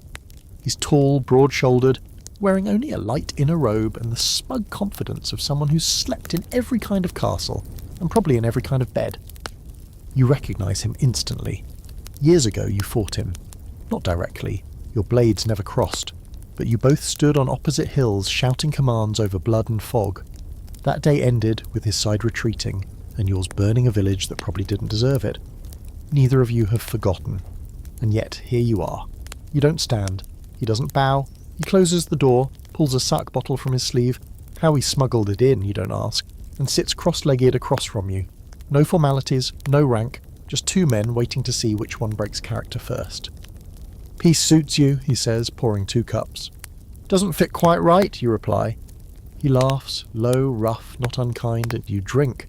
It goes that way for a while. Sake, silence, sideways glances. Then, as the bottle empties, the past comes creeping in. He mentions the hill. You mention the fire. He doesn't apologise, neither do you. Instead, he leans forward, resting his elbows on his knees. "So," he says, "when did you stop dreaming about it?" You raise an eyebrow. The war. The killing. The way it made everything else fade. You don't answer right away, because you haven't stopped. Not really. The sounds are softer now, less screaming, more whisper, but they still come at night. You still wake up with your hand on your sword, breath tight, heart full of names you won't speak. He sees the answer in your silence, then he shifts, moves closer, and just like that, the space between you disappears. There's no elegance to it, no artful teasing, just need, plain and sharp, forged in years of violence, and something deeper. Respect, maybe. Recognition. Your mouths meet hard, teeth grazing, hands fumbling with fabric. You both know how to undress each other, not delicately, but efficiently, like stripping armour. There's nothing gentle about it, but there's honesty. You're both scarred. You both grunt when a rib gets pressed wrong. You both know what it's like to be watched constantly and to never be touched like you matter. Tonight the armour comes off, not just the steel, but the posture, the masks, the distance. When it's over, you lie side by side in the flickering dark, bodies still humming with aftershock. He's smoking a pipe now, stolen from somewhere. Because of course he is. You think they'd kill us if they knew, he asks. You reply, they'd probably promote us. He laughs. Only if we gave them the details. There's a long pause. Then he says softer, I never thought I'd end up here, lying next to the man who tried to have me flanked at Ryoku Pass. You smirk. I never thought I'd end up here without a dagger in my back. Who says you didn't? He rolls onto his side, kisses your shoulder. Check in the morning. Fringe fact? During peacetime assignments, samurai from rival clans were often required to live in the same neutral compounds for months, sometimes years. Shared meals, shared baths, even shared sleeping quarters weren't uncommon. Unsurprisingly, more than a few of these arrangements turned intimate. Of course, no one admitted it, but the poetry, the subtle art left behind? It says otherwise. One famous haiku, written anonymously, reads, We drank in silence. His robe touched mine by mistake. Or was it mistake? Scholars argue endlessly over whether these relationships were genuine or tactical. Some insist they were only for leverage, quick alliances sealed under candlelight. Others say something stranger happened. Enemies became equals, equals became lovers. Lovers became ghosts in each other's stories, never quite fading. You get up before dawn, dress quietly. He's already awake, watching you from the floor, head propped on one arm. "Same time tomorrow?" he asks. You hesitate, then nod. Because something happened tonight that wasn't planned, wasn't ordered, wasn't strategy, something real.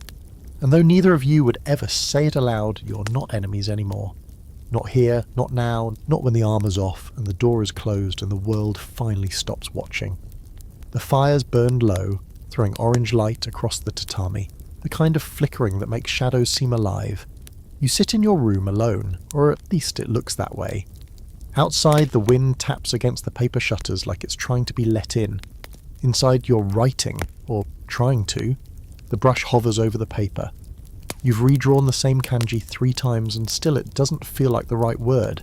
There are no right words for this. You're trying to remember what he said, not during the war council, or the drunken poetry contest, or even in bed, but after. When the robes were wrinkled and everything had been said with bodies, not mouths. That's when he leaned into your ear, breath warm and real, and whispered something small, something that cracked the silence like a pebble dropped into deep water. "I won't forget this." It didn't sound romantic. It wasn't even a promise. More like a warning, or maybe a plea. The kind that gets swallowed by daylight and trampled under the 1,000 roles you both have to play. You're trying to decide whether to write it down. Because this is what no one talks about. Not the elders in the hall, not the priests at the temple, not even the writers who think they understand your world. Sometimes samurai do confess, not in battle, not in death, but in bed afterward, when the sweat hasn't dried and the world is too quiet. That's when the truth leaks out. And sometimes it sticks. Over the years, you've heard them. Those confessions whispered into the space between bodies. "I'm tired. I want to leave. I think I loved him." You heard one man confess he murdered the wrong brother. Another admit he'd rather die than marry the girl waiting for him back home. These weren't war stories, they were soul stories. The kind you only share when the armour's off and you're sure, really sure the other person won't use it against you. You keep the brush moving, not a letter, not yet, just pieces of thought, fragments, names, places, a sketch of a hand loosely drawn in the corner. You don't know what it is you're writing, until the words appear, soft and final. "If I never see you again, let this stand in my place." And that's when you know, this is a pillow confession. Fringe fact, pillow notes, Makura Kotoba, weren't always about poetry, sometimes they were literal. Confessions written at night, slipped under the pillow of a lover or enemy, meant to be found in the morning. A few have survived, hidden in lacquered boxes, or tucked between the pages of prayer books. One simply said, "I never lied to you, not when it mattered." And the most famous? A short letter found decades later, unsigned and in the ruins of a burned castle. "I came to kill you." Then you smiled.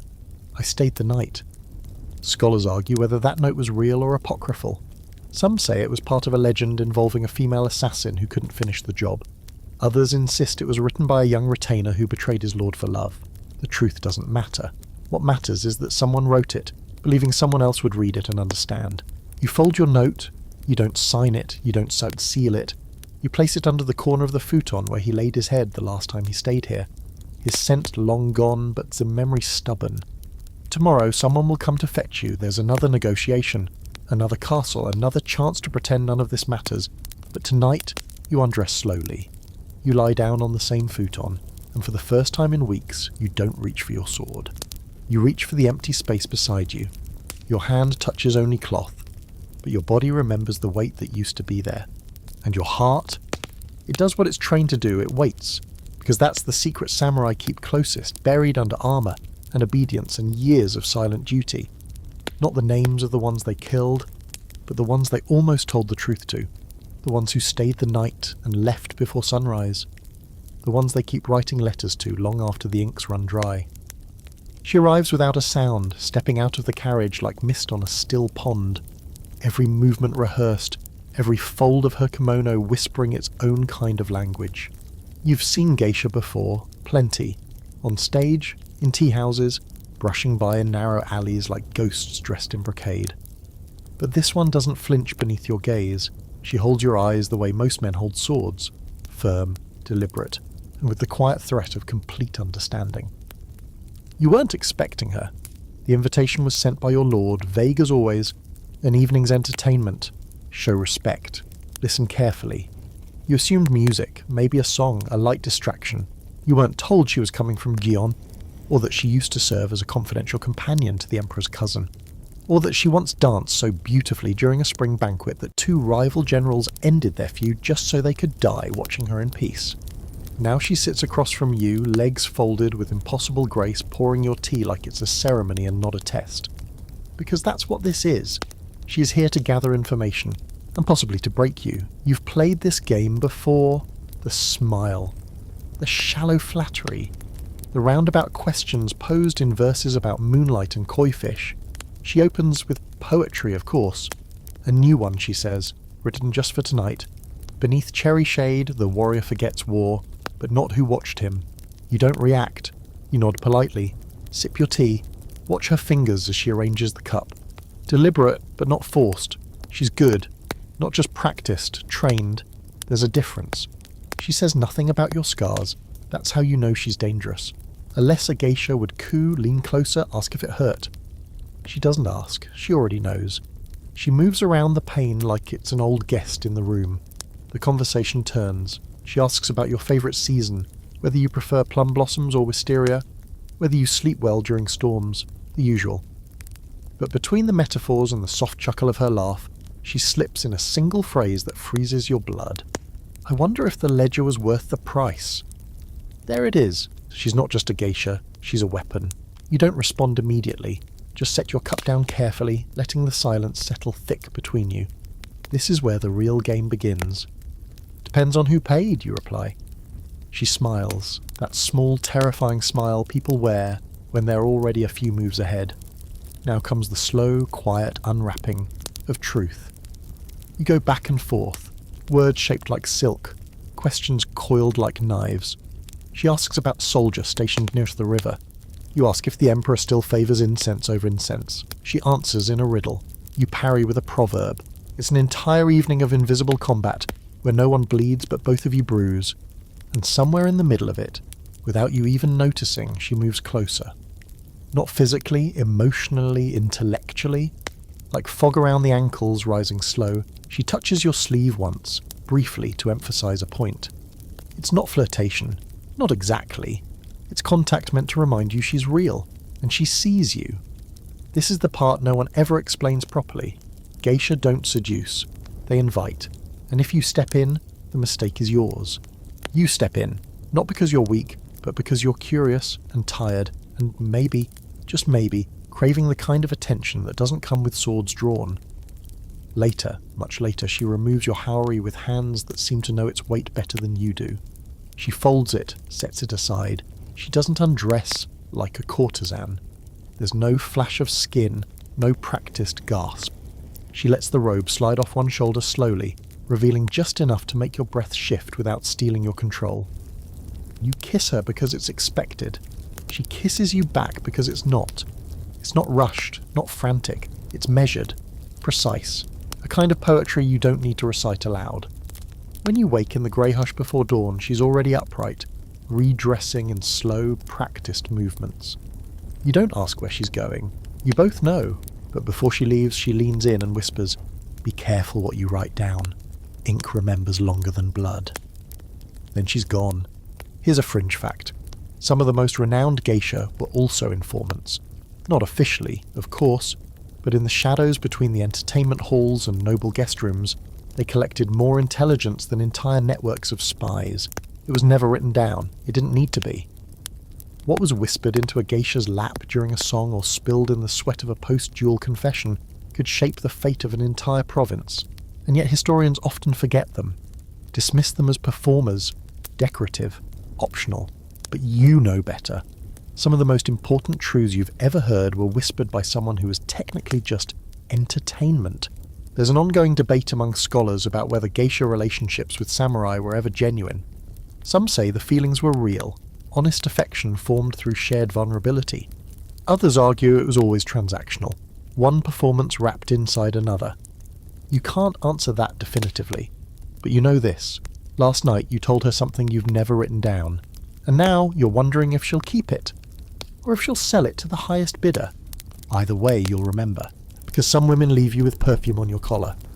Others, they leave with your secrets. You're standing in the garden under a bone-white moon, sword at your side, breath ghosting visibly in the autumn air. The sky is still, impossibly clear, like the gods are watching in perfect silence. Before you, a man kneels, sleeves soaked with sake, cheeks flushed with shame. He's not crying, not yet, but his voice trembles when he speaks. I swore I would never leave her, and now I have. You don't say anything, just listen. That's your job tonight, not as a warrior, not even as a friend, but as a witness. Because he's broken a vow, and now he wants to make another one. The kind that's only whispered in gardens, under moons like this, between men who understand that loyalty is a blade you sometimes have to turn inward. He loved her, that's what he says. A court lady of another clan, long hair like ink, laughter like wind chimes. He wasn't supposed to touch her. She wasn't supposed to return the feeling. But things rarely listen to supposed to, do they? They met under the guise of poetry, because of course they did. Exchanged verses across scrolls during official meetings. A metaphor here, a longing there. It turned into late-night conversations, then a single kiss behind the lattice screen, then more. And then they were found out. Not caught, not dragged into court, worse, seen. By someone who understood too well what closeness looks like, who knew exactly what to do with a secret. A price was paid. Her family moved her far north. His lord threatened to disown him. And him, he begged for one last letter. He received a blank page, folded twice. He took it as mercy, or maybe as her way of saying you promised this would end in silence. Tonight he kneels here, asking for something else, a new vow. To her, Yitene says, even if I never see her again, even if I live 100 years. You nod once, draw your short blade, not to threaten but to perform the ritual. You prick your own finger and offer it to him. He does the same, 2 drops of blood on paper. You fold it, burn it. The smoke rises. This is how you seal an oath on the tatami, not with shouting, not with ceremony. Just skin, steel and the moon. But even now part of you wonders, would you have done the same? There was a time, brief but searing, when you held someone like he did. Not a court lady, a servant, a boy with too many questions and a jawline that made you forget which ones you'd answered. He didn't write poetry, he just watched you like you mattered. Like you weren't just a sword. You made promises too, small ones. Nothing spoken, nothing written, but still, they counted. Promises to keep him close, to protect him, to never let rank matter. You broke them all and he's gone now. Married off to the daughter of a tea master, last you heard. You wonder if she sees him the same way? If he still glances over his shoulder when he hears your name? Or if he's managed to forget you in full? Fringe fact, samurai didn't only swear oaths to their lords, they swore them to each other. Blood pacts, silence vows, promises made on tatami mats with incense curling overhead, and nothing but a shared truth between them.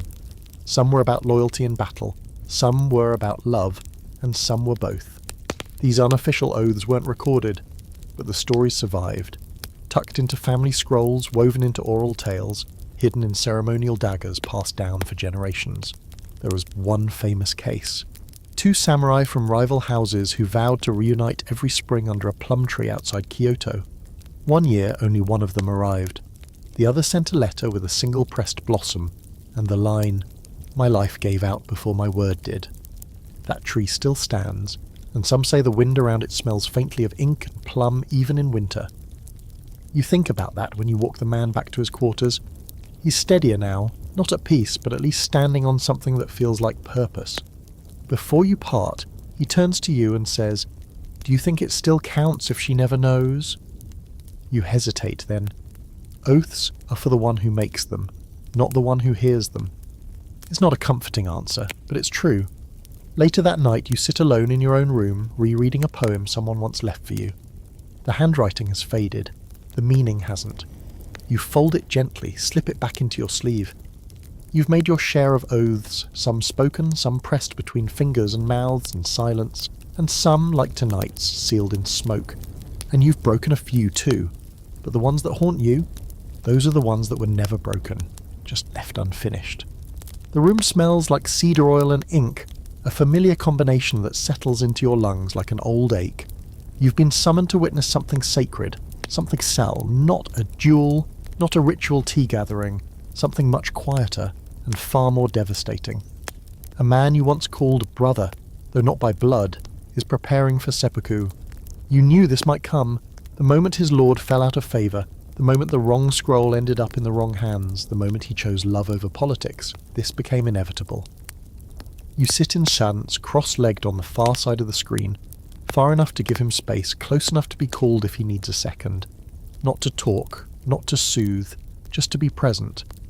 He's alone in the inner chamber, but you can hear the faint rustle of fabric, the occasional creak of the floorboards as he shifts, rehearsing the motion that will cut his life short. This is the ritual. Not just the blade, not just the bow, but the preparation. Writing the final poem, washing the body, choosing the white kimono, speaking, if at all, to those who mattered most. And tonight, he asked for you. He hasn't seen you in 3 years, not since the winter you shared a bed in a snow-locked outpost. Trying to stay warm without speaking the truth aloud. He told you then that his path was set, that love, for people like him, could never be more than an echo, and you, coward that you were, let him walk away with only a nod. You thought the silence was mercy. He thought it was your answer. Now his voice carries softly through the screen. Do you remember the letter I never gave you? You say nothing, but you do. You found it, folded between the pages of a ledger sent to you by mistake. You kept it, still keep it. He continues, it wasn't very good. Too many lines, too many apologies. I rewrote it a dozen times. It always ended the same way. You close your eyes. You don't need to ask what it said. I wish I had stayed. There's the sound of cloth being tied, a subtle intake of breath. The room grows impossibly still, and then he says, will you sit with me? You rise, cross the floor, slide open the screen. He's already kneeling, hands resting on his thighs, the tanto laid neatly before him. He's cleaned it himself. Of course he has. He was always precise, always ceremonial. Even now he's composed, but there's something in his eyes, something almost grateful. I thought I'd be alone, he says. You were wrong, you reply. You kneel across from him, not as his second, just as his witness, the person who knew him before all the titles, before all the war. I didn't think I'd cry, he says with a small laugh, but you're making it very difficult. You reach across and gently touch his wrist. Just once. The contact is brief but real. You were always the brave one, you whisper. No, he says, just the one who stopped pretending. Fringe fact. Kon, samurai preparing for seppuku often use their final moments not only to settle affairs or write poems, but to reach out, to confess, to reconcile, to express love that had been buried under years of silence. There are accounts of death poems dedicated not to family or gods, but to unnamed individuals described only in the softest, vaguest terms. The one who held my hand in spring, or the eyes I met at dusk. Not always women, often not. One scroll describes a samurai who in his final moments wrote simply, I was his, even when he didn't know. Scholars debate whether this is romantic projection or historical truth, but the pattern appears enough times to raise eyebrows, especially when found alongside accounts from retainers, pages, and close companions who disappeared quietly after the event. You sit with him for over an hour, neither of you speaking. He doesn't ask you to be his second, and you don't offer. When the moment comes, he performs the act without hesitation. No scream, no struggle, just the slow drawing of the blade and the exhale that follows. The appointed second steps in swiftly, cleanly. It's over. You remain kneeling. You don't cry, not yet. Later, after the body is taken away and the room cleaned, you're handed his final poem. The characters are delicate, brushed with practiced clarity. The sword does not hate, the hand that lays it to rest. It longs to be held. You leave the compound that night on foot, wrapped in a travelling cloak heavy with scentless incense and regret. You carry the poem, you carry the letter, You carry the weight of everything unsaid. You sleep in a roadside inn alone. No sword beside you. No one to wake you from the memories. And when you finally dream, you dream of the snow again. Of the firelight. Of him pressing close, half asleep, asking if you'd ever say the words out loud. You never did. But now, finally, you whisper them into the dark. I loved you too. You arrive in the city under a grey sky, thick with summer rain. The streets slick and emptying fast as merchants scramble to cover their stalls. You're here on business, technically. Escort duty for a noble son who thinks etiquette is a battlefield and has no idea how to hold a fan without looking like he's swatting flies. But the truth is, you volunteered for this trip because of the theatre, because of him. It's been years since you last saw the stage, years since you leaned forward in the dark, heart-thudding not for the war reports you carried in your sleeve, but for the glide of painted lips across a line of poetry, for the tilt of a fan, for the voice. You remember the name even now? Takamura. An onagata, a male actor who plays women, and not just well, flawlessly, devastatingly. The first time you saw him, you nearly forgot your own name. The way he moved, it wasn't mimicry, it was inhabiting. When he stepped into the light, every man in the room forgot he was a man. And a few forgot they were men too. Tonight, after fulfilling your duty, you leave the noble boy drunk and loud in a bathhouse and slip into the theatre's side entrance like a thief. You pay a porter double to get a back row cushion and sit under the lanterns, watching shadows swirl across a painted backdrop of autumn leaves and lost love. And then he enters.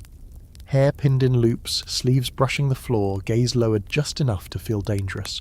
He's not the main character. Not in this play. But the room shifts anyway. You lean forward, stunned by how little he's changed. Or maybe by how much you have. When the curtain falls, the applause is loud but brief. This isn't Kyoto. These people don't know what they just witnessed. But you do. You wait. And when the side door finally opens and he steps out, half-painted still, kimono loose, cigarette dangling from his lips, you don't speak right away. You just bow, low and slow. He pauses, tilts his head.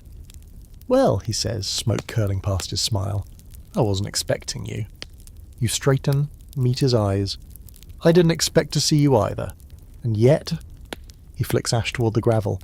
I heard you were dead. You smirk. Not yet, just promoted. He laughs, sharp, surprised, then gestures for you to follow him down a narrow alley, past a shuttered rice shop and a row of hanging lanterns too damp to stay lit. His dressing room is small and warm, lined with masks, makeup brushes, and two lacquered combs laid out like twin blades. He pours you tea. You take it without a word. You're both silent for a few beats too long. Then he says, Still carrying swords, I see. You touch the hilt by reflex. And you, still breaking hearts? He raises one brow, and oh? Only the ones foolish enough to believe the illusion. You both know better. Back when you were younger, too young really, you visited him after a performance just like this. You weren't alone then. You came with another soldier, loud and jealous, who made crude jokes in the dressing room while you stood to sit, trying not to stare. Later, when you returned alone, you left a folded fan with a poem scrawled on the inside. He never answered. Until now. You stayed away a long time, he says. I thought I should. Were you right? No. That's all it takes. The tea goes cold, the makeup goes untouched. The years fall away. This isn't romance. Not really. It's something rarer. A collision of memory and magnetism dressed in old costumes and unspoken regrets. You don't ask permission when you lean in, and he doesn't grant it. He just meets you halfway. When his hand slides over yours, it's practiced but real. His fingers are cold. His pulse is not. You stay the night. The futon is thin. The air smells like stage paint and skin. He sleeps on his side, back curved toward you like a comma in a sentence that never finished. Fringe fact, during the Edo period, onagata were more than actors. They were artists of gender, of seduction, of controlled vulnerability. Some samurai fell in love with them, publicly, disastrously. Others visited in secret, unable to reconcile desire with duty. And in some cases, the line between theatre and real life blurred so completely that both simply accepted it. There's a preserved love letter, unsigned, found behind a cracked mirror in an old Kyoto dressing room. It reads, "When you wear her face, I forget I am meant to fight. When you remove it, I remember I was never allowed to love you, and I do both anyway. Historians argue whether it was written by a samurai, a poet, or just another actor, but you know exactly what it means.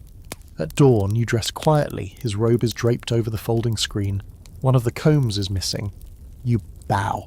He doesn't wake, but just before you slide the door shut, his voice, low, hoarse, says, "Try not to die before curtain call."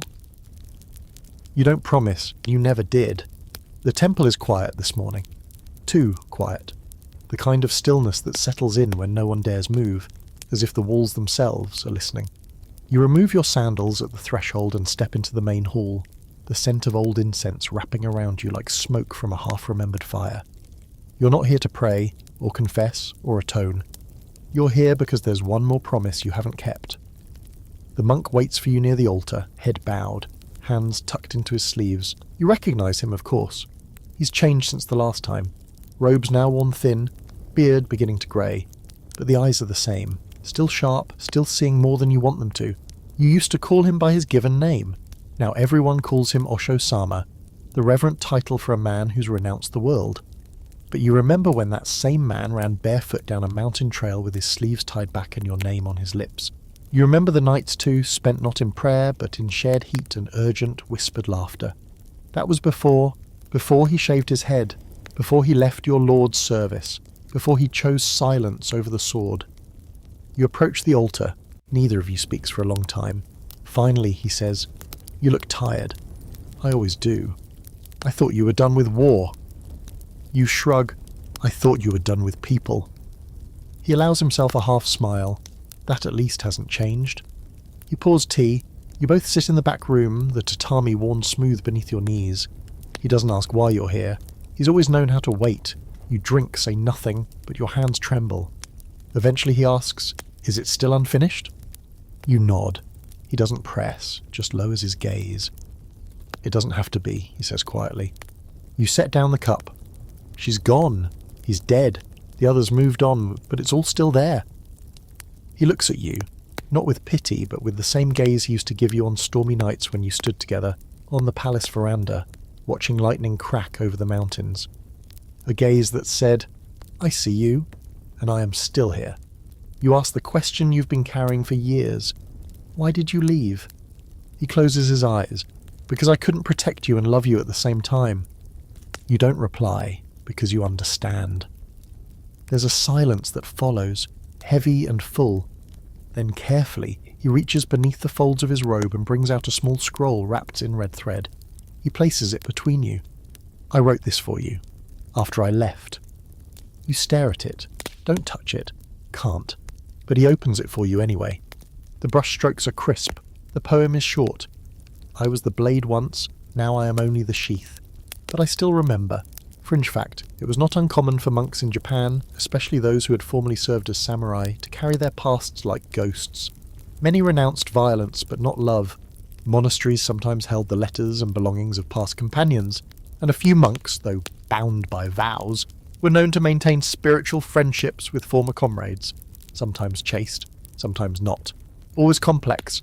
One ancient record tells of a warrior who would visit a mountain temple once a year, bringing offerings not to the Buddha, but to a monk who had once saved his life and broken his heart. The monk never came down to see him, but the offerings were always taken by morning. Historians love to debate whether these relationships were spiritual discipline, emotional devotion, or repressed desire disguised as enlightenment. But you've lived it. You know it wasn't any of those things alone. It was all of them. You fold the scroll. This time you take it.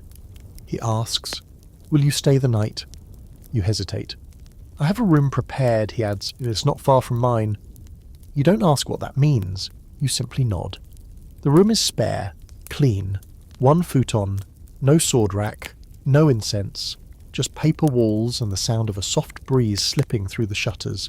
You sleep there. He does not join you. Not that night. But in the morning you find another poem written on the wall left in charcoal. "Even if I turned, from fire to ashes, still." You warmed your hands there. You don't see him as you leave. You don't say goodbye. There's no need. Because you understand something now, about the way samurai sleep, not just with lovers or enemies, but with ghosts, with regrets, with memory folded like a robe at the foot of the bed. You ride out as the sun rises. The road is quiet. Your sword is lighter than it's felt in years. You don't know if you'll return or if he's waiting. But you do know this. Some truths don't need to be spoken. They only need to be kept.